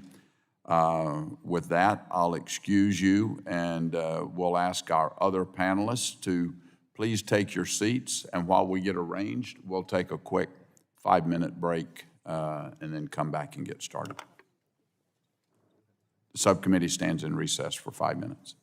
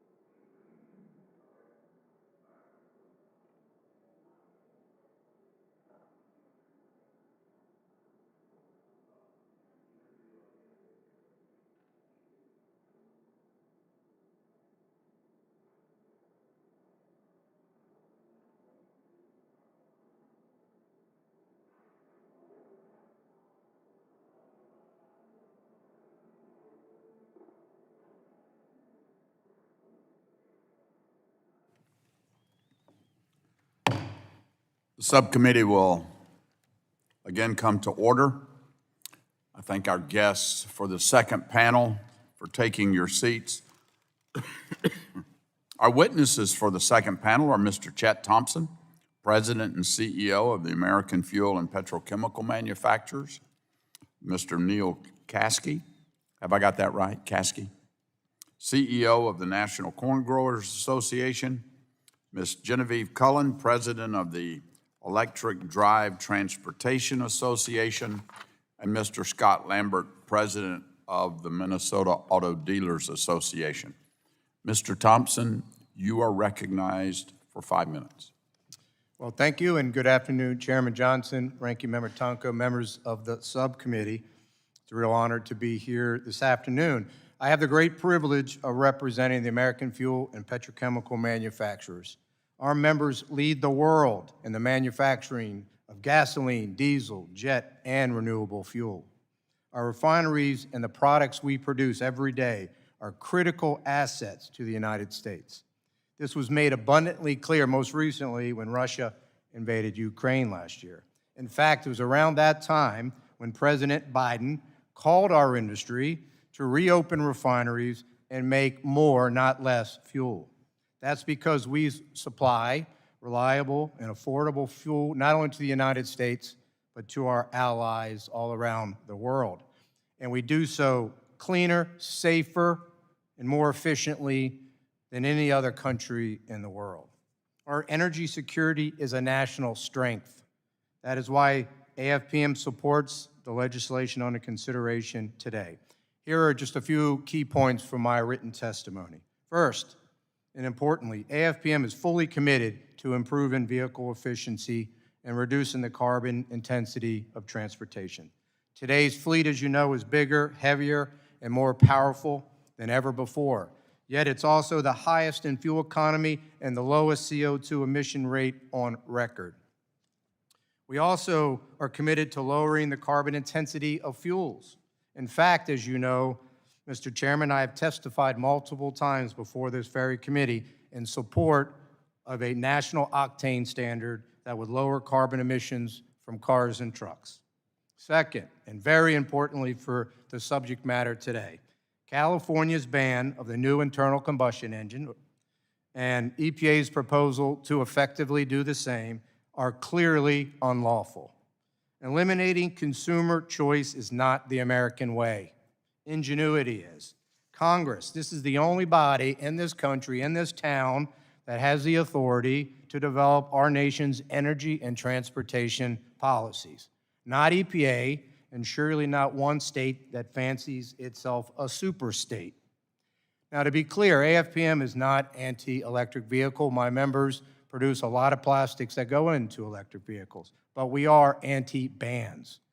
Third, our transportation policies should be realistic, and they should reflect the full life cycle of fuels and batteries.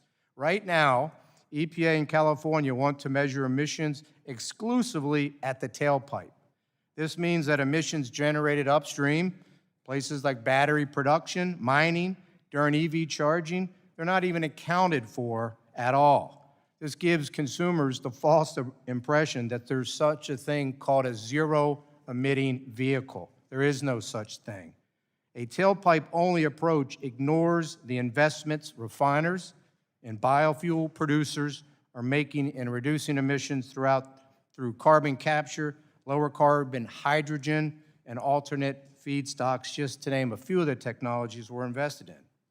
Liquid fuels like renewable diesel and sustainable aviation fuel can reduce emissions by 80%. And guess what? We can do that today without overhauling our fuel and our vehicle infrastructure. Yet they're not even considered under a tailpipe-only approach. This makes absolutely no sense.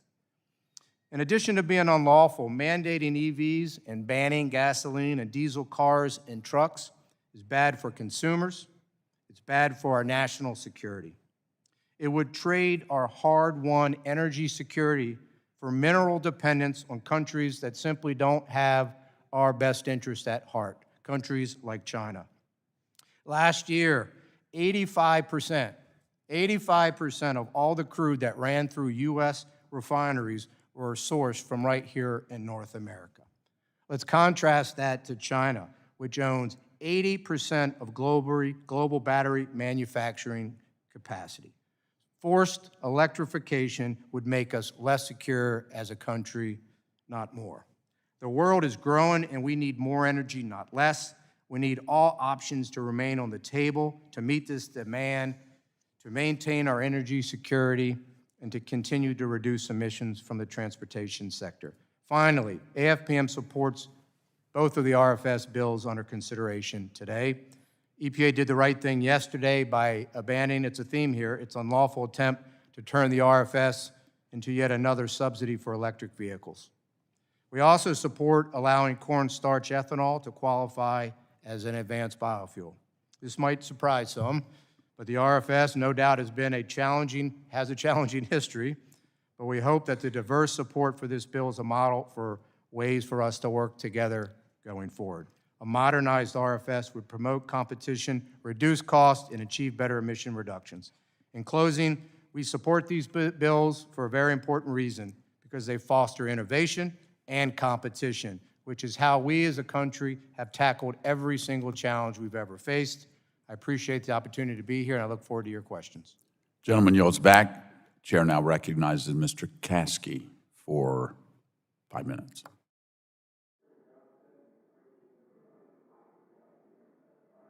Your phone is on, Mr. Caskey. Try that again.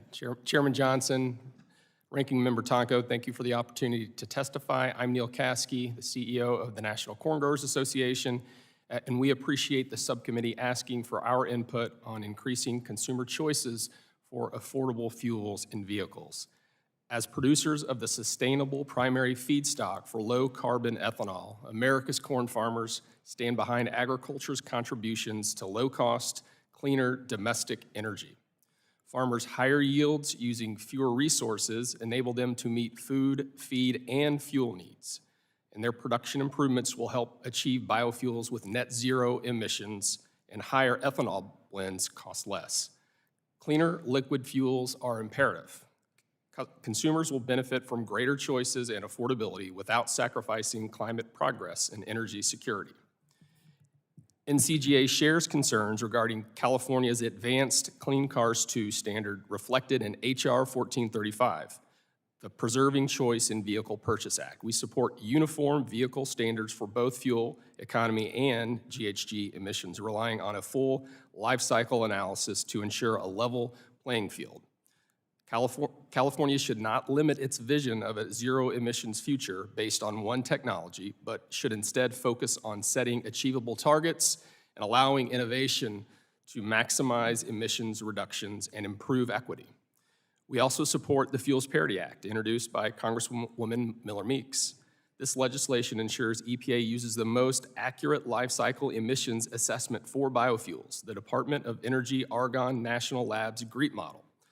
According to Argonne, today's corn ethanol is up to 52% lower in carbon intensity than gasoline due to increased crop yields, reduced fertilizer intensity, and improved ethanol production efficiency. The Fuels Parity Act recognizes progress made under the RFS, allowing all fuels that meet the 50% lower greenhouse gas standard to qualify as an advanced biofuel. NCGA has long followed the principle of do no harm for the RFS. Therefore, we caution that any efforts to update the RFS must unite supporters of this successful policy and protect it. Regarding the Choice in Automobile Retail Sales Act, NCGA supports policies to further reduce emissions from vehicles. However, we have serious concerns with EPA's proposed rule. EPA's proposed rule envisions only one solution to meet new standards: electric vehicles, without accounting for their full life cycle emissions. Rather than endorse a single technology, we are urging EPA to focus on outcomes and open pathways for all low-carbon fuels and technologies, as well as advance a needed rulemaking to improve fuels. NCJ also strongly urged EPA to separate its proposal for renewable biomass electricity, or eRINs, from the RFS volumes during the RFS rulemaking process, because the eRIN proposal was inconsistent with the way the RFS functions for other renewable fuels. We appreciate that EPA did not finalize the ERIN proposal with the RFS volume rule from yesterday. We also agree with the chairs that we need to increase choices and access to reliable, affordable fuels and vehicles. 2 additional bipartisan bills referred to this subcommittee would help deliver on the chair's commitment, and we urge consideration of these measures as well. Last June, the House passed legislation that included the Consumer and Fuel Retailer Choice Act. We asked the House to pass H.R. 1608 again this Congress. H.R. 1608 would permanently remove outdated barriers to full market access for E15, a lower cost and lower emissions choice. More than 95% of vehicles on the road can use E15, often marketed as unleaded 88. The Biden administration used emergency authority to prevent a disruption in E15 availability last year and again this year. Biofuel, retail, agriculture, and even oil stakeholders now support Congress permanently removing this red tape. Consumers need more choices and affordability in addition to EVs. Led by bipartisan committee members Representative Miller Meeks and Representative Craig and 21 co-sponsors, the Next Generation Fuels Act provides another choice. NCGA supports H.R. 2434 and urges the subcommittee to advance this bill as well. The Next Generation Fuels Act considers fuels and vehicles as a system, improving our nation's liquid fuel supply and transitioning new combustion vehicles to use advanced engines that take advantage of better fuels. This transition to updated fuels and vehicles would cut fuel costs, reduce greenhouse gases and other transportation emissions while also increasing fuel efficiency. For consumers, these advanced vehicles and fuels mean additional clean choices that are affordable. For automakers, a better fuel allows deployment of an advanced combustion engine technologies. With that, thank you for considering our input, and I look forward to your questions. Gentleman yields back. Ms. Cullen, you are now recognized for 5 minutes for your statement. Thank you. Chair McMorris-Rogers, Chair Johnson, Ranking Member Pallone, Ranking Member Tonko, and members of the subcommittee. The Electric Drive Transportation Association is the cross-industry trade association promoting the advancement of electric drive transportation. EDTA's members represent the entire value chain of electric drive, including vehicle manufacturers, materials and component manufacturers, electric utilities, and infrastructure developers. Collectively, these companies are building the electric transportation ecosystem, which is enabling U.S. competitiveness and creating jobs while reducing greenhouse gas emissions and creating transportation options that families, businesses, and communities want. I appreciate the opportunity to appear for the committee to talk about the electric transportation opportunity in the United States. First, a quick picture of the market. EVs are projected to rise to 30% of global new car sales by 2026, and in the United States, that number will be 28% of new car sales. This market is accompanied by investment in building out the entire ecosystem from supply chains to chargers. And what it all points to is that the future of transportation is electrified. Our choice now is simply whether we are going to lead in this market or follow. For consumers, an electric future means more transportation options, fuel and maintenance savings, and healthier communities. Consumers have 87 models to choose from today at all price points and sizes, and that number will increase to at least 150 models by 2027. The used EV market is poised to follow this rapid growth in the new EV market. Both the new and used vehicle sales are reinforced by federal and state purchase incentives that accelerate price parity, putting some vehicles at or below the cost of their conventional counterparts today. Domestically produced electricity on average costs the equivalent of $1.20 a gallon of gasoline. This price is stable and insulated from the volatility of global oil markets. Drivers of battery electric cars save roughly 60% in energy costs. Owning an EV is also cheaper. Plug-in cars incur only half the repair and maintenance costs of conventional cars. Electrifying the transportation sector is also an essential tool in combating climate change and reducing air pollution, which accounts for 1 in 5 premature deaths in the United States. According to the Union of Concerned Scientists, no matter where you plug in the U.S., an EV has fewer emissions than the average internal combustion engine vehicle. For the United States, an electric future means growing U.S. leadership in the global EV race. It has already created hundreds of thousands of jobs and more than $210 billion in private EV manufacturing and battery investments since 2021. As many analysts have noted, the EV industry is at an inflection point. What policymakers do next can help cement U.S. leadership, get us to full scale in the next decade, and secure the economic and environmental benefits of e-mobility for consumers and for the country. And from that perspective, we offer the following thoughts on the legislation before the committee. H.R. 1435's proposed changes to the EPA's Clean Air Act waiver program could create substantial disruption in the U.S. vehicle market, extending beyond California to the Section 177 states, which combined represent more than 40% of new vehicle sales. In addition, the legislation would hinder the state's ability to address their unique environmental conditions, as waivers are designed to do. The CARS Act would prohibit the EPA from finalizing its proposed rule for 2027 to 2032 and potentially invalidate previous emissions regulations. At this inflection point for the market, the disruption and uncertainty created by the changes proposed in these bills would work against U.S. market leadership and consumers' access to choices. Vehicle manufacturers and the complex supply chains that support them and the EV ecosystem have made substantial investments in reliance on the current regulatory regimes. EDTA supports a coherent national regulatory regime that promotes investment in greenhouse gas reducing technology and provides manufacturers with the support they need to achieve aggressive goals. We believe that informed regulators and engaged stakeholders working together to finalize standards is the way to ensure effective regulation and reward innovation in the vehicle market. Regarding the No Fuel Credits for Batteries Act, EDTA supports establishing an RFS pathway for renewable electricity used in transportation. We believe that renewable electricity is logically within the ambit of the program and want to work with the administration and stakeholders to take this important next step in the expansion of EV infrastructure. And finally, EDTA has no position on the Fuels Parity Act. I thank you for the opportunity to be here, and I look forward to your questions.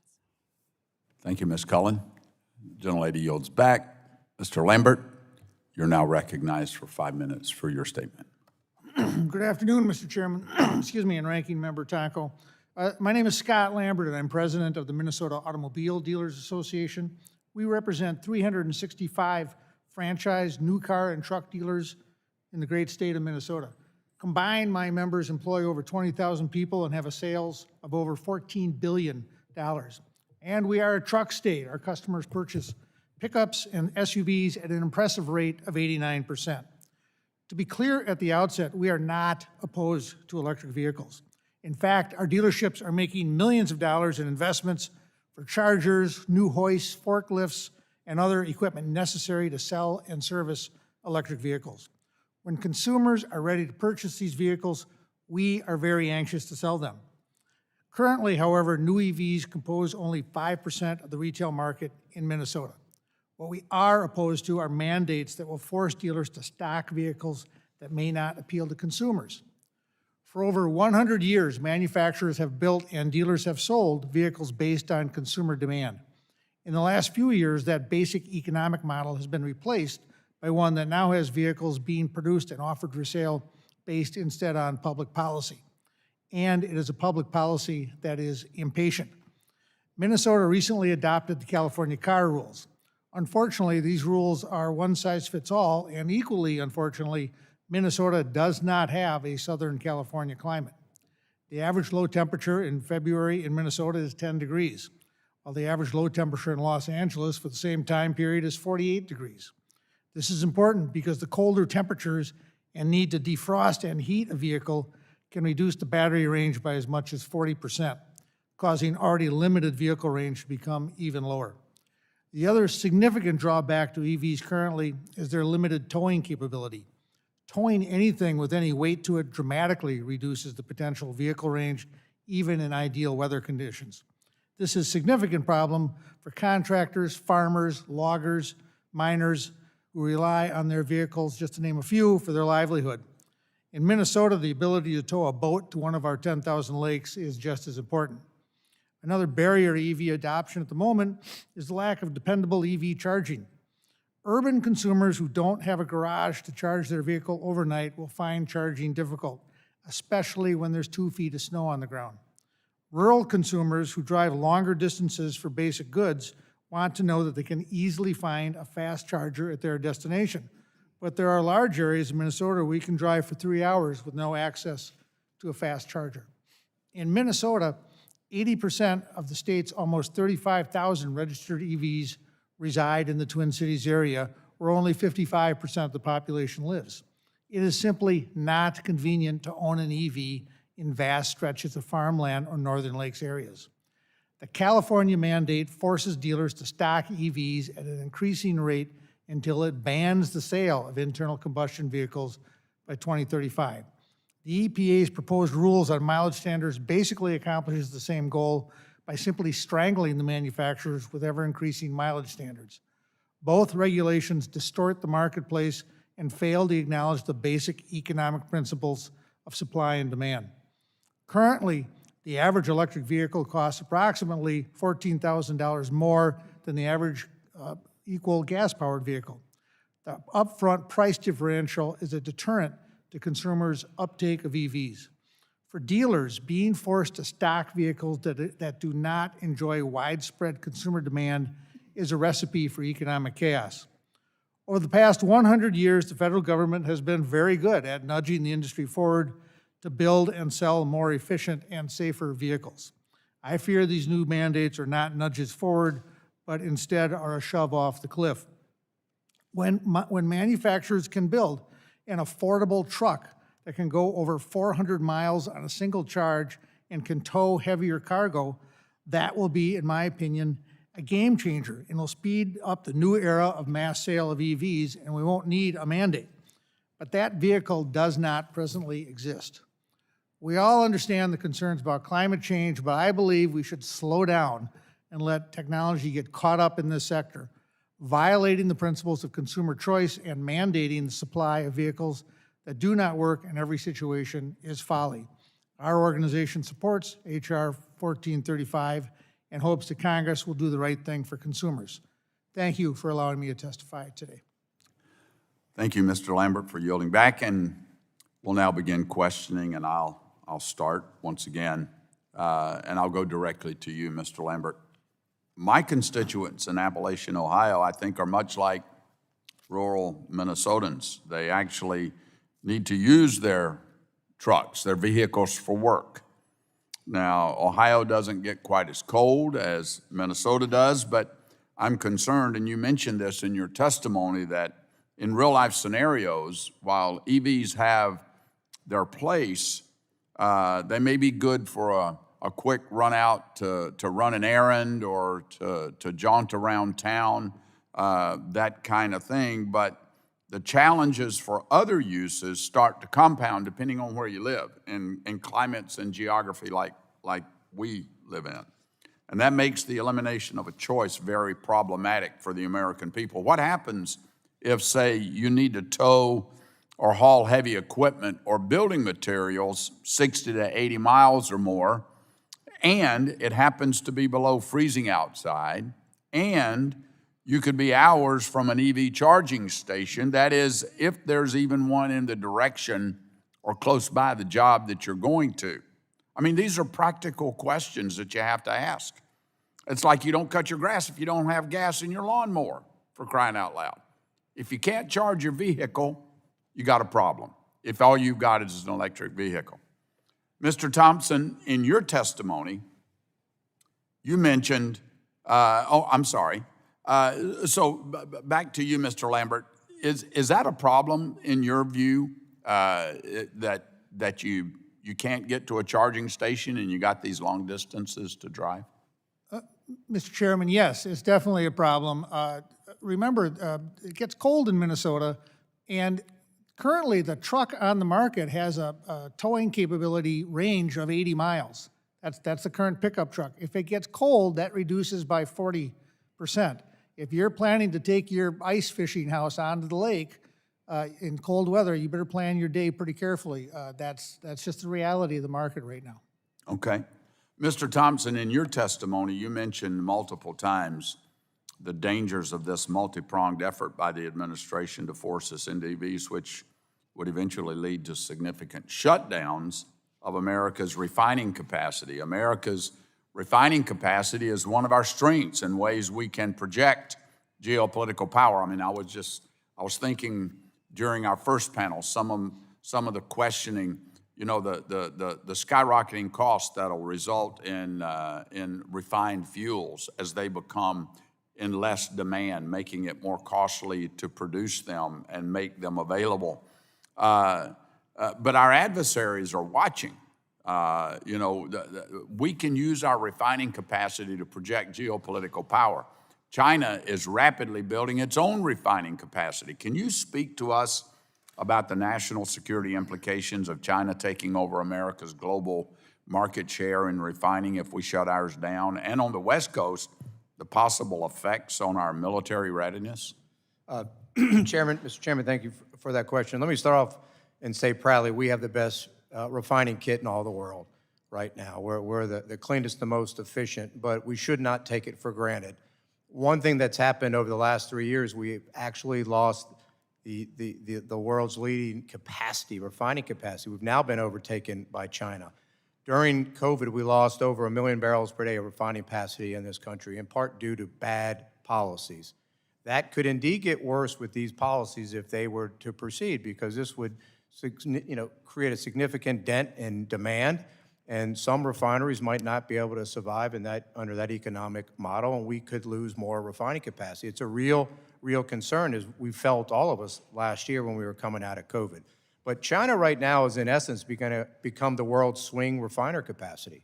They've exceeded us. They have plans to get up to 20 million barrels a day, and so that takes away further leverage from us right now as the world's leading producer of oil and gas and refined products. Okay. Now, you mentioned the West Coast. I will say we provide 750 million gallons a year of fuel on the West Coast for the military.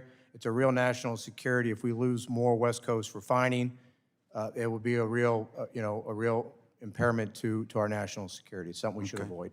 Mr. Caskey, a key component of the Fuels Parity Act is requiring the use of the Department of Energy's Argonne GREET model to measure life cycle greenhouse gas emission. Is the GREET model considered to be scientifically sound? And secondarily, how does the GREET model benefit domestic biofuels as opposed to international standards? And I'm already out of time, so if you could answer quickly. I would just answer that it is absolutely the gold standard, and it's the most robust and transparent model that exists in measuring the carbon intensity of biofuels, and that is why we stand behind it. Okay. All right. Well, thank you very much. I yield back, and now I recognize the gentleman from New York, the ranking member, Mr. Tonko, for his 5 minutes. Thank you, Mr. Chair. Mr. Thompson's testimony included a phrase that I like: competing for emissions reductions. I think that's part of the ethos that our Republican colleagues claim to support, all of the above market-based approaches, while supporting the emissions reductions that Democratic members are expecting in our transportation system.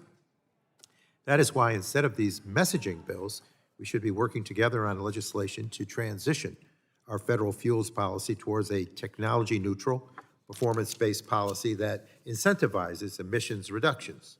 A clean fuel standard would directly reward a refiner that makes those investments to be able to produce those lower emission fuels. It could also support a biofuels producer that continues to drive down the carbon intensity of their product. And if an electric vehicle doesn't use clean electricity, such a program would penalize it accordingly. This can all happen if we transition to a performance-based standard that cares first and foremost about emission reductions. So I encourage the witnesses and other members to work with us on finding consensus on such a policy. I know reaching agreement won't be easy, but it does seem like it could address much of the dissatisfaction with the current RFS. Ms. Cullen, I want to ask you about how EDTA's members are responding to the incentives of the Inflation Reduction Act and the bipartisan infrastructure law. Are you seeing a great deal of private sector investments across the supply chain to support zero-emission vehicles? Thank you. We are indeed. In fact, we, along with Atlas organization, has documented $210 billion in EV supply chain investments since 2021, but there is $190 billion of investment that's started in 2016. So the federal policies in the Bipartisan Infrastructure Law and the Infrastructure Reduction Act are reinforcing where the market is going, and they are helping to drive down costs. In fact, as we've talked a lot about cost here today. And the fact is, even in the tumult and the inflation and the global supply chain disruptions of the last couple of years, battery costs have gone down 6% in year over year between 2021 and 2022. So these investments are already paying off through the supply chain. Thank you. And if Congress continues to inject uncertainty into the market, whether that's by repealing incentives or blocking EPA's regulatory agenda, how would that affect your members? Well, they, in fact, have, if you read any of the papers, you've seen they've made substantial promises to their shareholders, to their customers, and to their workforces about building the fleet of the future that customers want. They are investing heavily. They're making decisions today for the fleets that will be on the road 5 years from now and 10 years from now. So all uncertainty undermines investment, and it certainly doesn't accelerate our movement towards a cleaner fleet. Thank you. And do you believe the bills before us today could undermine the private sector's efforts to develop resilient domestic supply chains, build charging and hydrogen refueling infrastructure, and plan for a modernized electric grid that can integrate these new loads?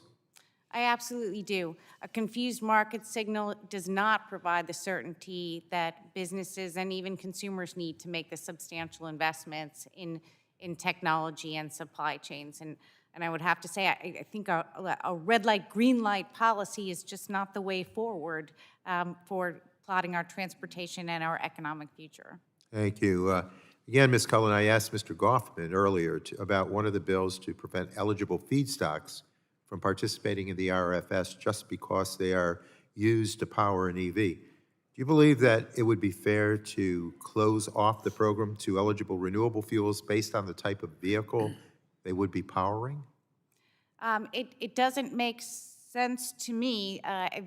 We believe that renewable fuel used in transportation, that electricity, if it is renewable, falls within the ambit of that program, and that we certainly would like to work with the administration and participate. They said they had a lot of interest and comments, to pro and con, and be part of that process. And I'll just ask a question, and you can perhaps respond on record. And can you discuss how eRINs might contribute to a more resilient grid with more distributed energy resources? So Creating more stakeholders and more participants in a renewable electricity market, in fact, creates more opportunities for expanding EV charging, and even in particular in places, say, remote farm areas where folks have assets that might be generating renewable natural gas, that we create more opportunities to create charging that reinforces the grid, or in fact is distributed from the grid. So more resources is better for the electricity supply overall. thank you. And with that, Mr. Chair, I yield back. Gentleman yields back. Chair now recognizes the chair of the whole committee, Ms. Rogers, for 5 minutes. Thank you. In prior committee hearings, we've heard testimony about how the United States is not ready to practically make the transition at the pace and the scale that's called for in many of these rules, 147 proposed rules from EPA, and that we'll be more reliant on Chinese and the Russians to make these changes in the short term. So, Mr. Thompson, would you speak to the concerns? What concerns should we have about Chinese and Russian influence in the marketplace, and especially at a time when we see these countries and their leaders being more and more adversarial towards American security and prosperity? Well, it seems, thank you for the question, Chairman. It seems we should be quite concerned. Let me tell you what happens this year. This year, 85% all the crude that we run through domestic refineries come from North America. So here in the United States or Canada, under a EV transition, a forced EV transition, we're going to be at the hands of China, who presently controls all the mining of the minerals required for EVs, the processing of these same minerals, and more than 80% of the battery capacity. So it seems that we would be trading what we have today, which is energy security, in order for dependence upon China. I would think we would be very concerned, and it doesn't seem like this is in the best interest of consumers. Thank you. You know, we heard the EPA witness this morning say that they've estimated a 4% increase in electricity demand. Mr. Lambert, do you have any thoughts on what the proposed increase in electricity demand may be, given the goal of 2/3 of the new vehicles being sold in the United States in 2032 being 100% battery electric? Madam Chair, I'm the car guy and not the power grid guy necessarily, but I can tell you that my 365 dealers that I represent are served by 63 different power providers, everything from IOUs to municipals and co-ops. They are all in different states of readiness. And a week doesn't go by, I don't get a call from one of my dealers where they say, I've got to do all this upgrade for my store. My manufacturer is requiring me to get all this done. My power provider has no idea how to do this. I've got no specs. They can't tell me cost. We've got to get the power increased to my store. What do I do? And we have actually hired an EV program director to try and help liaison between these different power providers and the stores to give them a leg up, because the mandates are coming. Thank you. I'm a big believer in free markets. I'm a big believer in the power of innovation is what has set America apart. It's why we've led the world. It's why we've led the world in reducing carbon emissions. It's why we've dominated the car sector and new technology in cars over the last 100 years. And I'm very concerned about an agenda right now being driven by the Biden administration and the EPA that is benefiting China. It is an agenda that benefits China. I'm concerned about government intervention in markets that remove consumer choice for Americans, limit affordable options, and ultimately give China control of the cars and the trucks that we're going to have on the roads. So, Mr. Lambert and Mr. Thompson, would you speak to the impact of this approach, the proposed rule that EPA has on tailpipe emissions for consumers making their best decisions, and just how government is tipping the scale of the market to control vehicle and fuel outcomes, and how that's going to impact people and potentially create hardships in America? Madam Chair, I can say simply, we're for consumer choice, and we believe this limits consumer choice and gives consumers less to take home. If we want to try and get EVs into people's driveways, we should let the market happen organically and let this technology develop. The mandates speeding this up only allow people to hang on to their cars longer. Thank you. I'll just echo, we certainly agree in consumer choice. Only a family can decide what meets their budget and what meets their family needs. The other point that should be stressed is this rule is unlawful. This rule is unlawful. EPA does not have the authority to have this transformative of a rule. The Supreme Court recently spoke to this. When an agency is going to make a rule that has massive consequences, and there's nothing more transformative. I've worked at EPA for 3 years. There's no bigger rule they've ever done than this one. They do not have the authority buried in this statute to move the society and our economy this way. They know it, and I appreciate what this legislation does to call them out on it. Thank you. I'll just highlight, Americans have chosen today, 1% of Americans today have chosen to have a battery electric vehicle, 1%. And this rule is completely a mandate by the federal government to tell Americans what they think is best, by the EPA, not the elected representatives of the people. I yield back. Gentlelady yields back. The chair now recognizes Gentlelady from California, Ms. Batagon, for 5 minutes. Thank you, Mr. Chairman. There's been lots of talk about the people and consumers. We've had dangerous levels of wildfire smoke from Canada causing air alerts in Washington, D.C. and along the East Coast. We've had State Farm and Allstate have stopped offering home insurance in California because of extreme weather driven by the climate crisis. and brutal heat waves that have hit Texas this week. Last weekend, more than 40 million people in the South were under excessive heat warnings and heat advisories. These extreme weather events threaten public health and property costs on all Americans. These aren't just happening to random folks. I mean, these are Americans. These are the same people that we're talking about need choice. When the heat is extreme or they don't have the ability to keep the lights on, they're not given a choice. We really need to continue to do all we can to address the climate and impacts.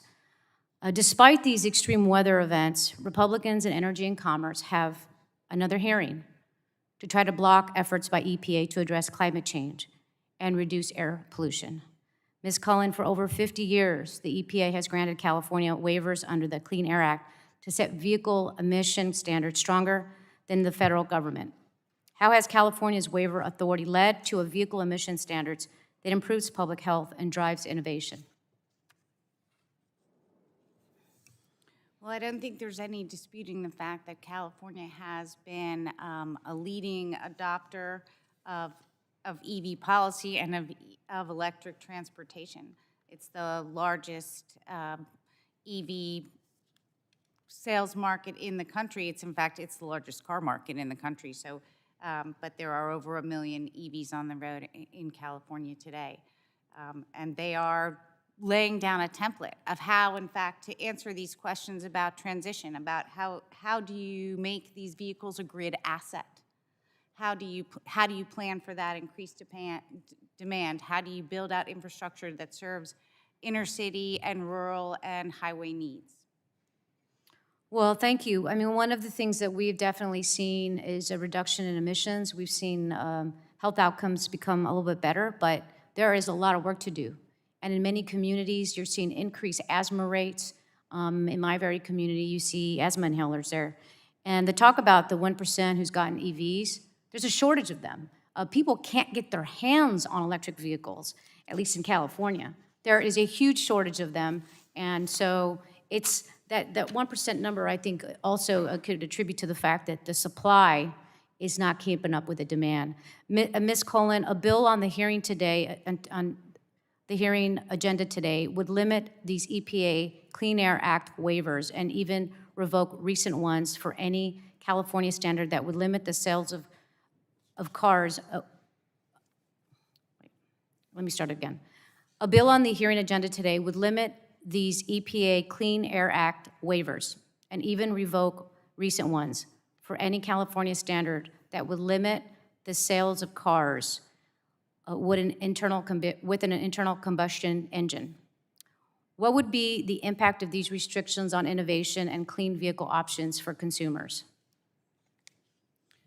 As we testified, we do not support upending the current rulemaking process. Our members are participating in it, and we're going to be working with the regulators to come to a workable and effective rule. But to freeze the ability of EPA to move forward and to work with stakeholders to take the next steps in setting emissions, performance-based emission standards, undermines U.S. competitiveness. We are in a global race to win the EV race. There is just simply no option. If we do nothing, we give the market to China.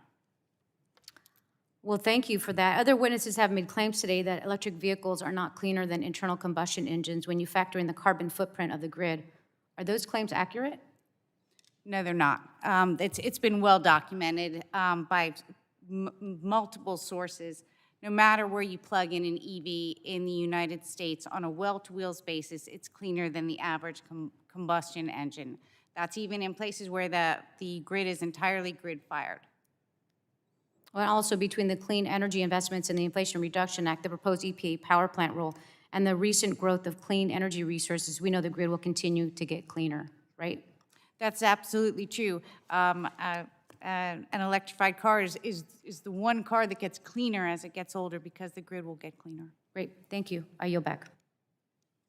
Gentlelady yields back. Chair now recognizes the gentleman from Texas, Mr. Crenshaw, for 5 minutes. Thank you, Mr. Chairman. I'll just start with a correction here that it's absolutely not true, what you just said. It's not true. Every study has shown about 70,000 miles are required to break even. That's from the manufacturers themselves who want to sell their EVs. These are accurate studies. Now, if you don't take into account the entire production line and what it takes to actually extract the critical minerals to make the batteries, which are extremely complex machines, then yeah, you might come up with different numbers, but if you do it, the calculations the right way, you come up with those numbers. Which is really is interesting because what it actually shows is in the short term, you'll actually get an increase in global emissions from doing EVs because it takes so long to actually even break even. 70% more emissions required to build an electric vehicle versus an internal combustion engine. That's what the math and the studies show from the people who want to sell EVs. It's just not correct. We have to ask ourselves, cost, benefit. So, not very much benefit, it seems, but we seem like obsessed with this idea that we have to get to electrification, we have to get to EVs because it'll save us. From what? What does that even mean? I mean, what would be the decrease in emissions even, and then what would the effect be on the climate? Those are the questions you have to ask when you're willing to impose massive costs on people and their way of life. These are very objective questions. So. And then I also want to talk about who are we relying on to build these things. So maybe Mr. Thompson, you could make some remarks on this. Our refining capacity is damaged, as you said, because of COVID and because of certain policies and lack of investment in additional refining capacity because of those policies. But at least we're not importing it necessarily from China. But when 85% of critical mineral processing occurs in China, aren't EVs already, aren't the batteries, the battery manufacturing, isn't that already a Chinese product? Are we going to be more reliant on China if we transition drastically to electric vehicles? Well, it certainly would seem that way based on the data now. And again, to be clear, we are certainly not anti-electric vehicles. We're anti these rules which simply go about banning the internal combustion engine. That's the point. But yes, Congressman, you're correct that China dominates the supply chains. I saw a stat the other day that says even if the United States increases its investment in minerals and mining by tenfold over the next 5 years, we will still be dwarfed. We will only have 10% of the supply chain. So think about that, 10 times, we'll still have only 10% of the supply chain. And having worked at EPA, I know that we're not going to be able to permit mines in this time frame. I mean, what's interesting is, the EPA suggests that these new emission standards will help us get to 70% EV usage by, 2032. But, I don't think that's taking into account the actual material required to build that many EVs, right? So you're going to have a supply constriction there, very obviously, just because of the supply chain issue. So what does that do to costs? And this is what I was getting at, in the last panel. So Mr. Lambert, you might be a good person to ask about this. Are cost of electric vehicles going down in the short, medium, or long term? Because I have data that says they've been going up actually, despite them, increasing in sales. Congressman, there's no indication from our viewpoint that costs are going down. And how could they go down? Is there anything? I mean, obviously they're subsidized, so that it's a way to make them go down. Of course, that subsidy generally goes to wealthier folks. And is what I just said even accurate? So it's because my theory here is that the supply chains will constrict the supply. The supply chains will constrict the supply of even an ability to even produce these vehicles, which means there's not enough of them. But the tailpipe emission standards are going to make it way too expensive to buy anything else. So when there's less supply and higher demand, what happens to prices? Congressman, when there's less supply and more demand, obviously prices go up. But understand, supply chain has been disrupted in a big way from the pandemic years, and that's still rippling through at least the new car economy. So supplies are hard right now. So there's no way to see the costs going down, right, without massive government subsidies. I mean, the costs are what they are just because of the market. And then there's the cost of the taxpayer, so you have to add in those costs as well. So there's a massive cost to our society. And if we're going to impose a massive cost to our society, I want to see clear benefits. This is the point I always make on this committee, whatever issue we're talking about. Whenever we're imposing a cost on Americans, you have to directly link it to a benefit, and that benefit is very clearly not there in this case, and I yield back. Gentleman yields back. The chair now recognizes my colleague from Pennsylvania, Dr. Joyce, Vice Chair of this committee. First, I want to thank you, Chairman Johnson and Ranking Member Tonka, for holding the second panel on today's important hearing. This is important to all of Pennsylvania. This is important to all of America. It's great to hear from people in the real world, our witnesses here today, who can speak to how hardworking Americans are going to be affected by these radical actions taken by the Biden administration and Democrats to force Americans to buy electric vehicles. I was disappointed by the lack of foresight and wishful thinking by the EPA on the effects of granting the California waiver and implementing the tailpipe emissions regulations. It seems that the EPA is looking to mandate electric vehicles and remove the American freedom to choose the car, the truck, the SUV that the individual American wants to purchase. The fact is, my constituents want to choose on their own. They don't want the EPA. They don't want government making those decisions for them. That's why I, along with Representatives Latta, Bilirakis, and Obernolte, introduced H.R. 1435, the Preserving Choice in Vehicle Purchases Act, to prevent the EPA administrator from granting a waiver allowing California's ban on internal combustion engines. As I've said before, this legislation is not anti-EVs. Those who can afford and who want an electric vehicle should be able to buy one. There is a laundry list of reasons why an electric vehicle mandate is bad policy. First, and for the most, EVs simply cannot fulfill the needs of my constituents. They can't drive the distances needed. I'm in a rural district. I'm in a mountainous terrain. In places like Pennsylvania with winters or Minnesota, electric vehicles can lose a third of their range. Our grid is also simply not ready for the added demand, and we cannot build transmission or chargers fast enough. Lastly, this policy will harm working and middle-class families by making vehicles cost thousands of dollars more for people who can afford it the least. Again, only by taking government's thumb off of the scale and letting the free market decide will Americans get the efficient and affordable transportation that they need and that they want. Mr. Thompson, our nation is already losing refining capacity at a rapid rate. How would granting California a waiver for a ban on internal combustion engines affect 17 states and over 40% of our domestic market? How would that hurt American energy independence and American energy dominance? Well, Congressman, thank you for the question. And let me just say again, we support, listen, this is what we want. We want EPA to follow the law. We want EPA to recognize consumer choice and to take into account life cycle. Now, you're right. If California waiver is granted, that's 40% of the new car market. That is a substantial share of liquid fuel demand, and certainly that could undermine the viability of some U.S. refining capacity in this country. We lost over 1 million barrels a day of capacity already, and if we certainly continue to go down this road, it's a real threat that we would lose more, and that will hurt consumers. Lack of supply, you know what it does for demand and prices. So that would not be a good thing. We don't have to do it this way. Mr. Lambert, the federal government has been putting significant pressure on automakers to produce more electric cars. You talked to us about that.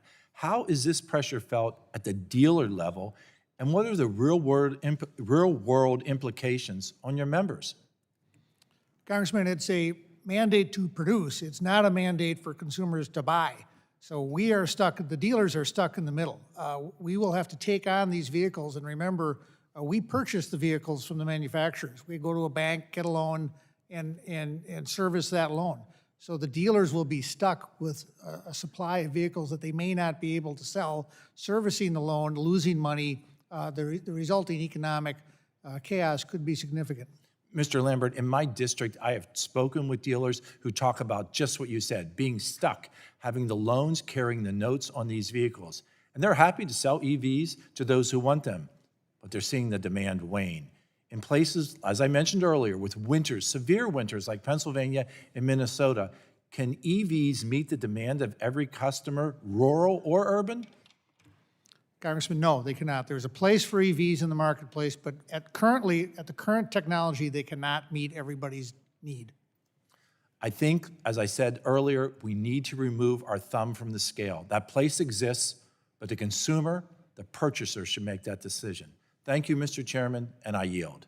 Gentleman yields back, and seeing that votes have been called and we're getting kind of low on the number, we're going to recess, and then we'll reconvene after votes.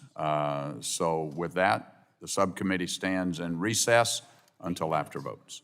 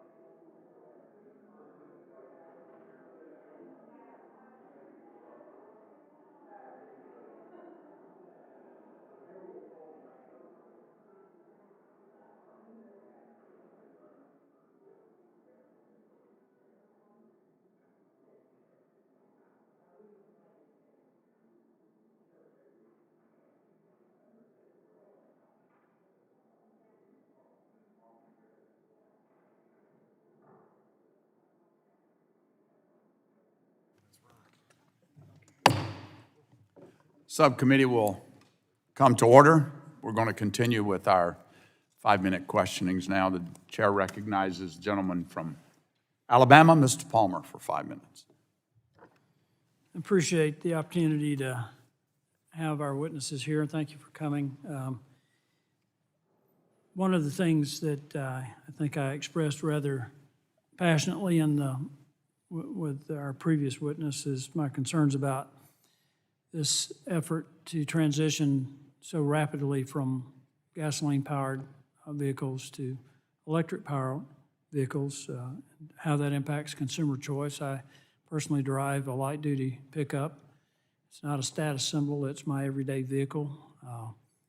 It's also a work vehicle, and don't have a whole lot of hope that I'd be able to use an electric vehicle for the things that I need my pickup for.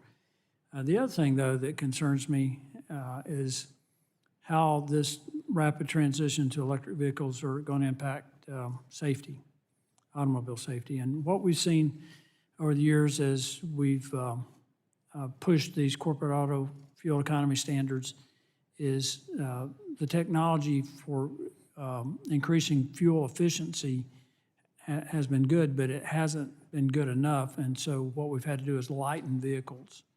And particularly where you're dealing with smaller cars and light-duty trucks or other SUVs, in those situations where accidents occur, the heavier vehicles, the consequences of getting hit by a heavier vehicle are pretty severe. And I brought this up in the previous panel. The head of the National Transportation Safety Board warns of these risks. And I'd just like to get some feedback from some of you. I know that you're very interested in different types of fuel, but is this a concern to you, Mr. Thompson?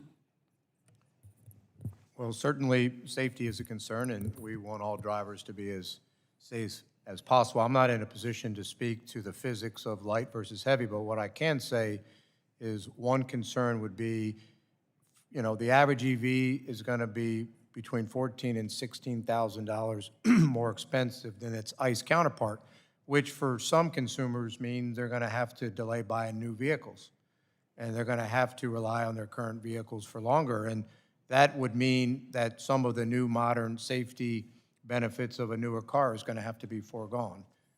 And that certainly is something that folks should be concerned about. Well, I understand the economic consequences, but I'm talking about the safety, and I think we all understand the physics well enough to know if you're in a boxing match with a guy that's 6'4" and weighs 240 pounds and heavyweight, and you're 5'11" and weigh 175 pounds, the impact of the blow to the 175-pounder is going to be a good bit more severe than the other way around. That's basic physics.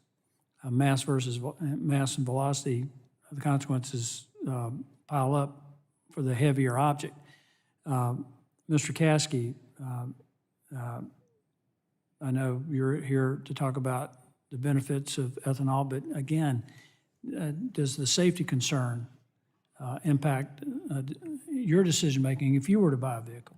Sure. Safety is obviously a concern in all things farming, and I can't really speak to the physics of that either, but I can say from a clean air standpoint that ethanol has an incredible track record of cleaning the air, and it is and helping in climate change. So if we talk about safety in that respect, ethanol is a wonderful product that can help solve. Well, thank you some of for those problems. working that into the answer. And apparently, I hope you know enough about physics to know the problems with heavier vehicles. And Ms. Cullen, I know you're all for the electric vehicles, so I can anticipate that you're not concerned, but maybe you should be. Well, I think everyone is concerned with safety, and no one wants to be creating more hazard. And I believe it is the function and the mission of NHTSA to regulate the safety of vehicles on the road. And the mismatch between smaller and bigger, heavier and lighter cars has been happening since cars were invented. And in fact, was exacerbated when the fleet transitioned to SUVs, and it was the weight of SUVs and how they were constructed that was such a menace to smaller cars. So, I will just so we in point out fact there- created safety regulations to mitigate those risks, and I would assume that Mr. NHTSA Chairman, would do the if same. I may continue this just for a minute longer, because I think the thing that you need to know is if you take the electric Mustang, which is a Mach 2, I believe, it's a third heavier than its gas-powered counterpart. We're talking a disproportionate increase in weight as opposed to, I mean, if you choose to drive a Prius and you get hit by a light-duty truck, that's an issue, obviously. But, and then, Mr. Lambert, I'll just let you close this out, and I'll yield back after his answer. Thank you. Gentleman yields back. Chair now recognizes the gentleman from Georgia, Mr. Allen, for 5 minutes. Thank you, Chairman Johnson, and for holding this important hearing. Mr. Lambert, I'll let you answer that question because I got another question for you. You can answer both of them for my friend, Mr. Palmer. Early in the first panel, I highlighted the impact that regulations proposed by the Biden administration would have on rural communities, and of course, we just talked about light-duty trucks, and middle-income families, which these are my constituents. This push to electrify our vehicle sector will have severe impacts on the reliability of the grid. Many states are already having brownouts, and the affordability of vehicles that our constituents need to perform everyday tasks. It is critical that consumers are provided with choice. And Mr. Thompson, you noted in your testimony how the state of California is utilizing a waiver from the Environmental Protection Agency to adopt a standard which will essentially ban traditional gasoline and diesel vehicles in California. Should this waiver be approved by EPA, it could have negative impacts for vehicles across the nation. Can you elaborate on the impacts that approval of this Clean Air Act waiver could have on other states like my home state of Georgia and for citizens across this country? Yes, thank you for that question. Again, let me start off by saying we think that EPA's approval of the California waiver would be unlawful. We don't believe that California is meeting the intent of the Clean Air Act that gave California that ability to get a waiver. And what is happening now is that, as you say, if it's granted, it'll be 40% of the new car market, which means every consumer in this country is going to be subsidizing the price of these EVs. You can see it, and it's in the news every day. I think Ford had some commentary on this recently. They're losing lots of money on every car they sell.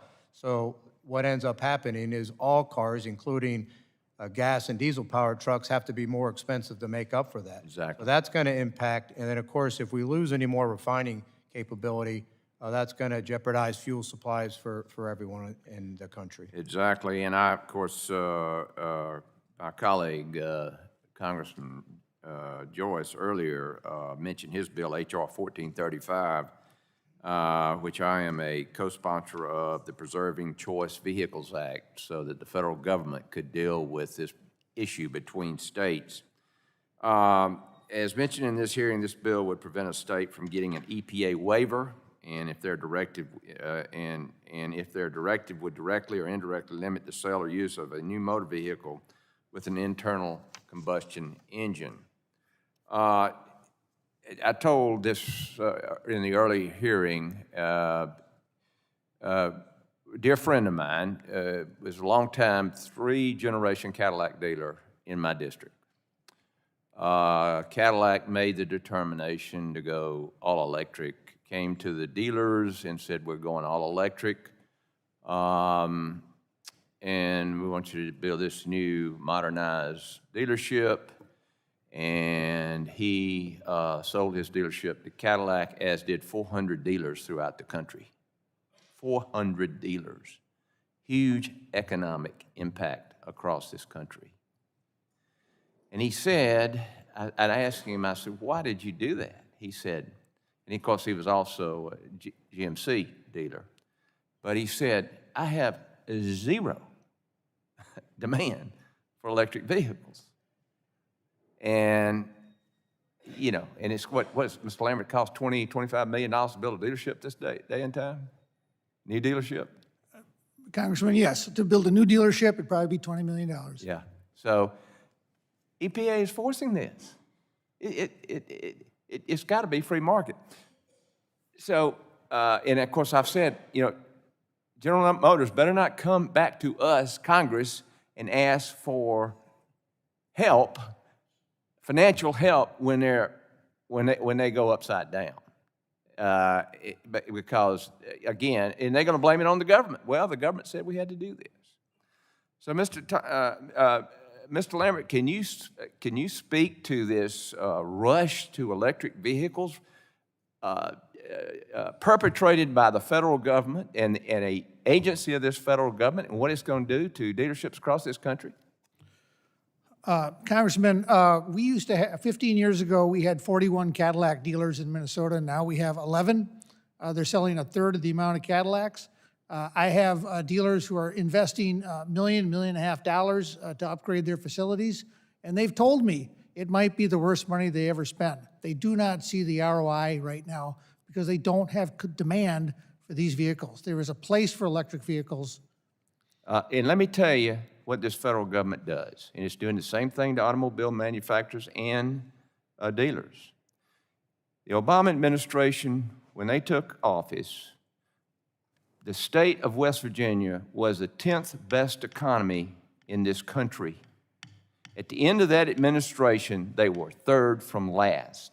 We have got to stop this federal government from perpetrating the disaster of our economy, and I yield back. Thank you. Gentleman yields back. The chair now recognizes the gentleman from Ohio, Mr. Balderson, for 5 minutes. Thank you, Mr. Chairman. Just earlier this week, the Transportation Committee in the Ohio House of Representatives held a hearing on legislation that will prohibit the state of Ohio or a state agency from adopting California's ban on the sale of new internal combustion engine vehicles. Given that we're discussing the Preserving Choice in Vehicle Purchases Act, I'd like to submit several documents from that hearing into the record, including statements and testimony supporting the Ohio State's efforts from the Ohio Auto Dealers Association. Zach said to tell you hi, Mr. Lambert. The Ohio Oil and Gas Association. My father was a 25-year board member for Tim.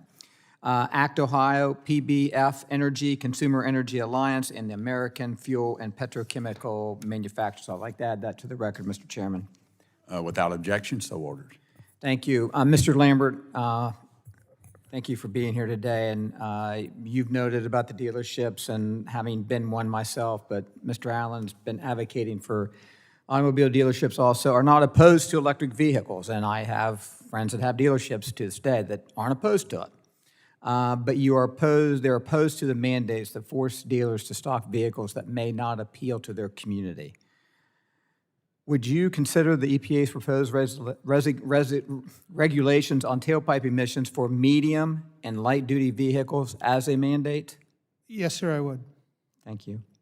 While the waiver has not been accepted yet, we know that Minnesota plans to adopt these standards. I think we've touched on this a little bit, but if you want to add anything extra, obviously you've talked about the dealers, but how else, is there any other thing? We've talked to some big truck dealers also, but how would it impact the dealers in Minnesota? Well, Mr. Chairman, excuse me. I'd take that title any day, so thank you. Sorry, I apologize. That's how we do it. With all due respect, Mr. Chairman. Apologize.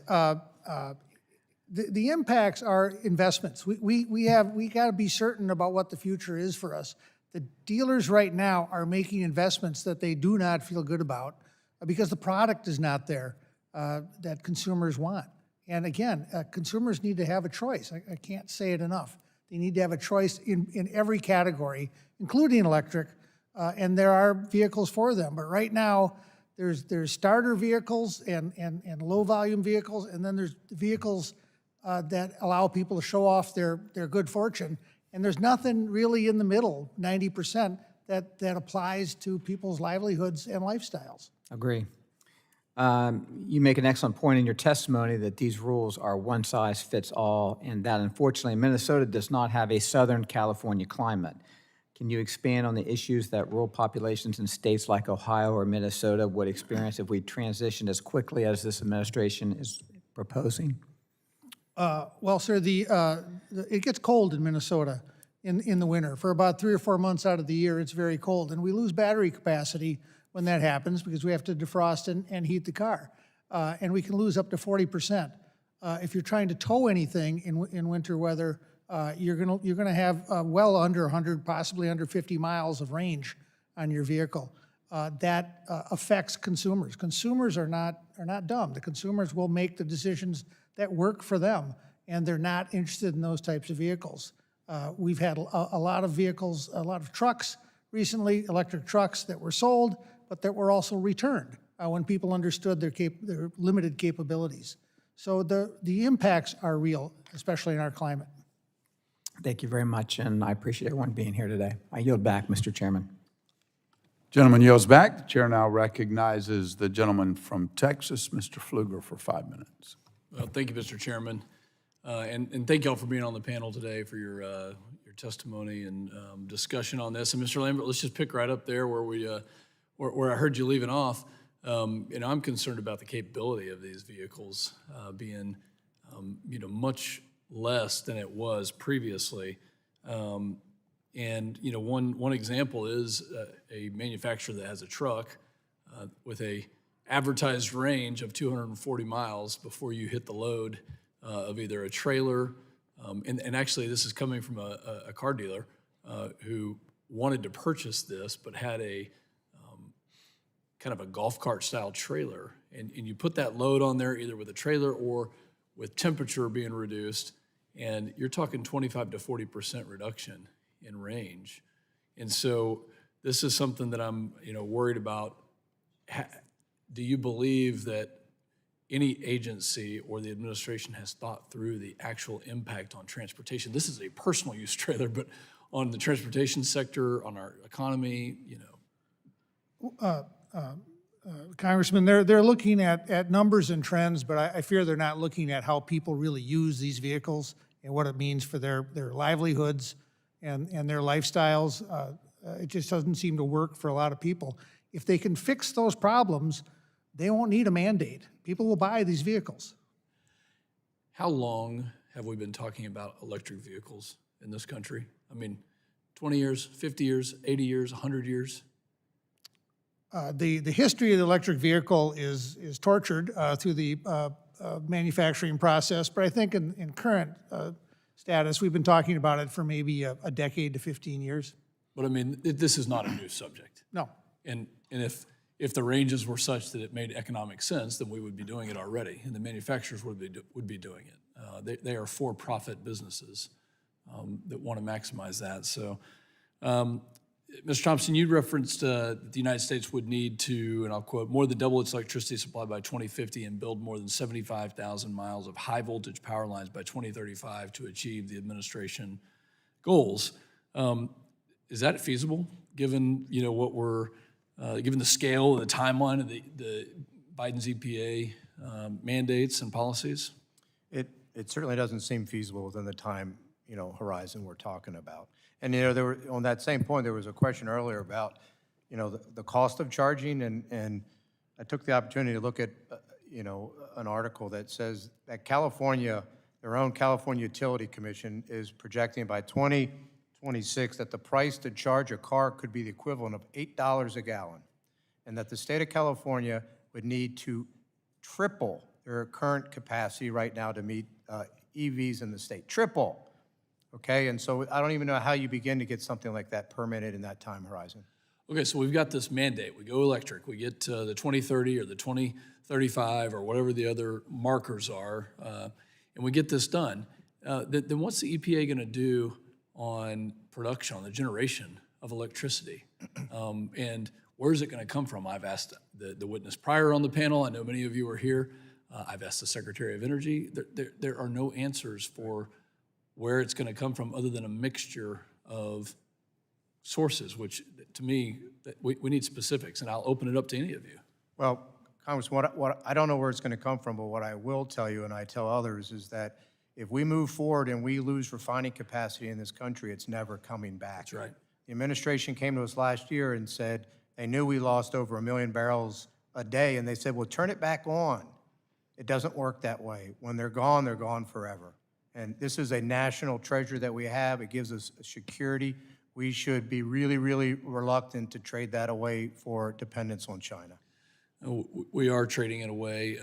You see the way Western Europe has gone. Some of the countries have completely turned away from reliable and affordable energy. The Texas grid is right now enduring 110-degree, 115-degree days.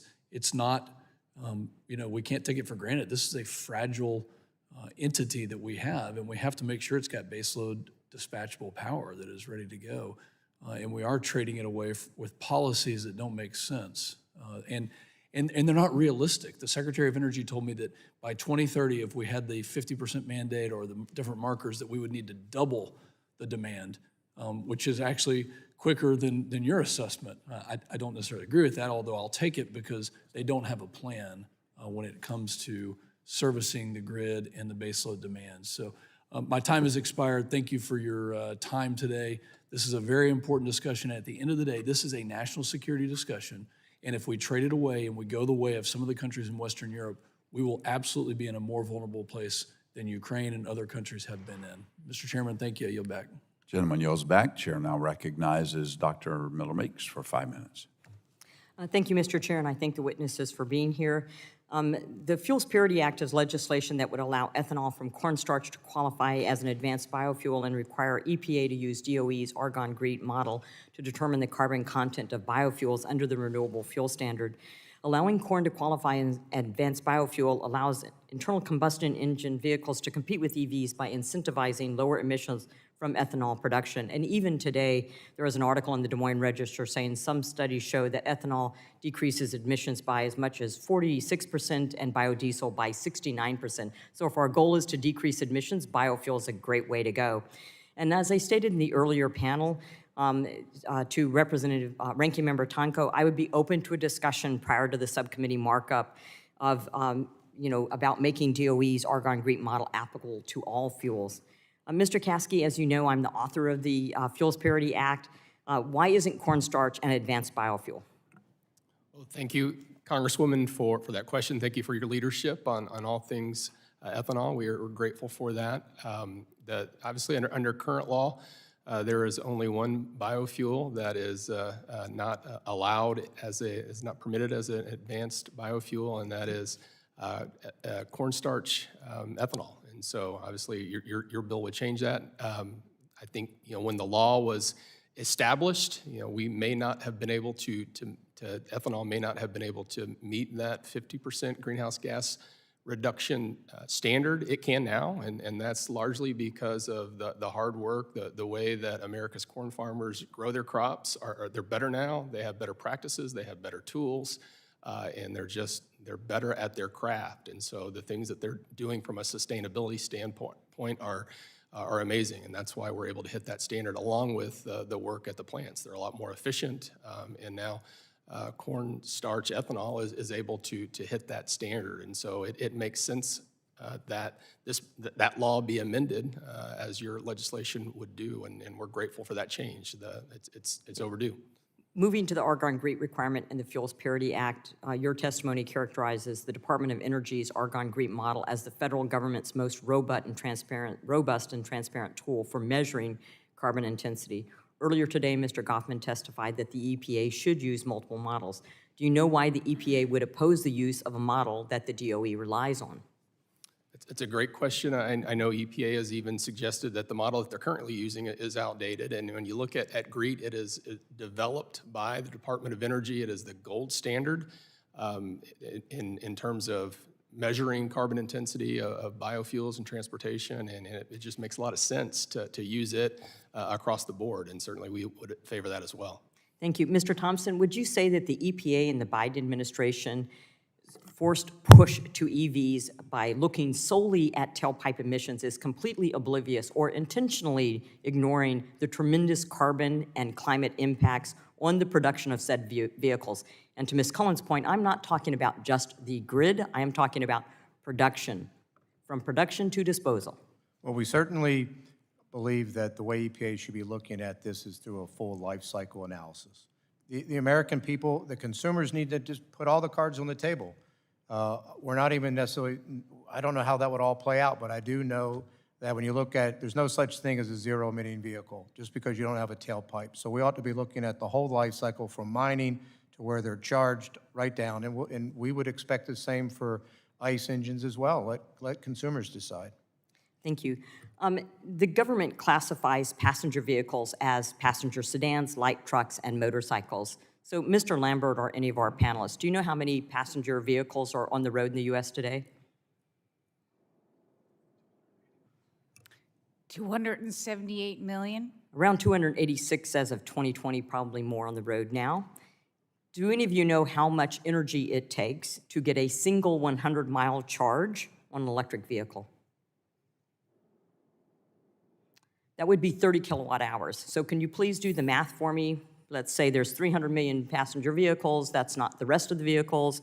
300 million vehicles on the road today, 30 kilowatt hours to get a single 100-mile charge, How many kilowatt hours is that to get a single 100-mile charge for all vehicles on the road today? 300 million times 30 kilowatt hours, something like 9.5 trillion kilowatt hours. I think that's the substantial problem that we have in asking for choice. Electric vehicles are fine. They are not, just because the tailpipe emission may not be, maybe zero, doesn't mean that they're they have no climate or carbon impact.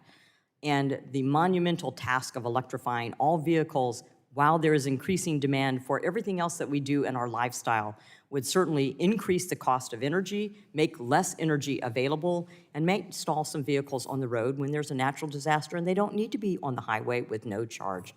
With that, I yield back my time. Gentlelady yields back. Chair now recognizes the gentleman from Georgia, Mr. Carter. 5 minutes. Thank you, Mr. Chairman, and thank all of you for being here. Obviously, we're very concerned about this, as I'm sure you've gathered from the questions that have been asked here today. Earlier in our first panel, I made it clear, I think the tailpipe ruling and proposal is one of the most egregious, irresponsible proposals that I've seen the federal government do. I mean, it's just ridiculous that we are mandating and picking winners and losers like this and trying to doing away with internal combustible engines. But nevertheless, I wanted to ask you, Mr. Thompson, I read your testimony, and in your testimony you characterized the tailpipe emission standard for light and medium-duty vehicles and the California waiver as mandating a single technology, EVs, and banning the sale of new internal combustion engine vehicles. And I couldn't agree with you more. My question is this: can you explain how the EPA regulations can be considered a mandate? Well, look, I couldn't help but think the emperor has no clothes when you hear EPA say this is not a mandate. Look at the president's executive order where he wanted to go with this. Look at the press releases around this. Look at the executive statements around the rule, and it's all about being about EVs and EV mandates. And they say that the only way the the manufacturers can comply is selling 70% electric vehicles. That's a mandate under any reasonable definition.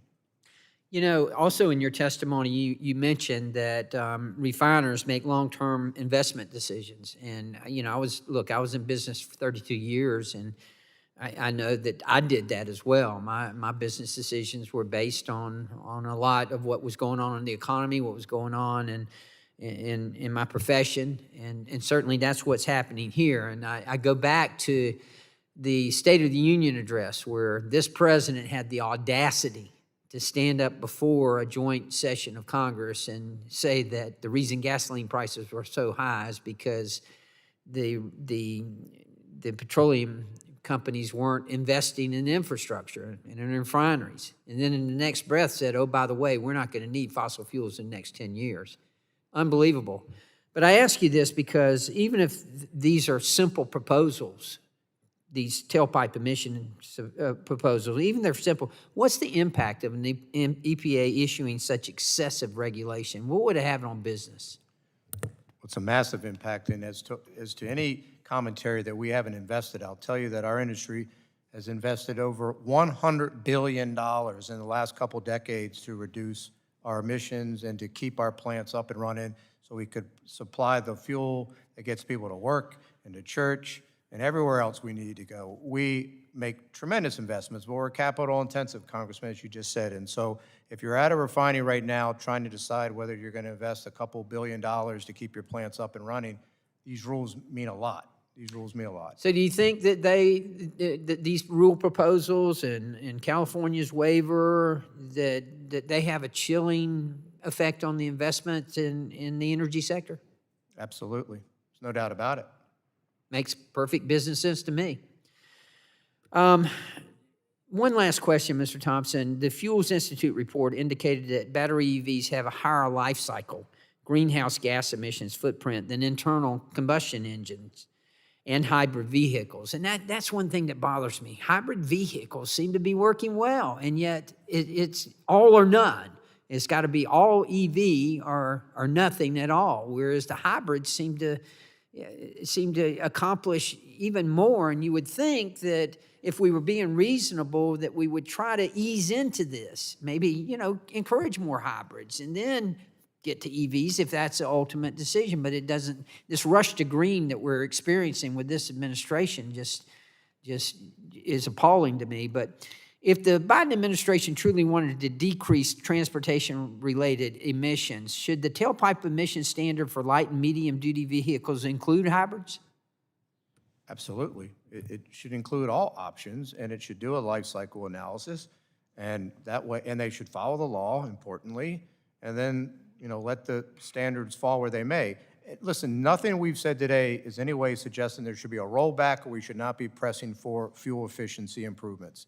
But we ought to do it the way this body, Congress, told EPA to do it, and we ought to leave all options.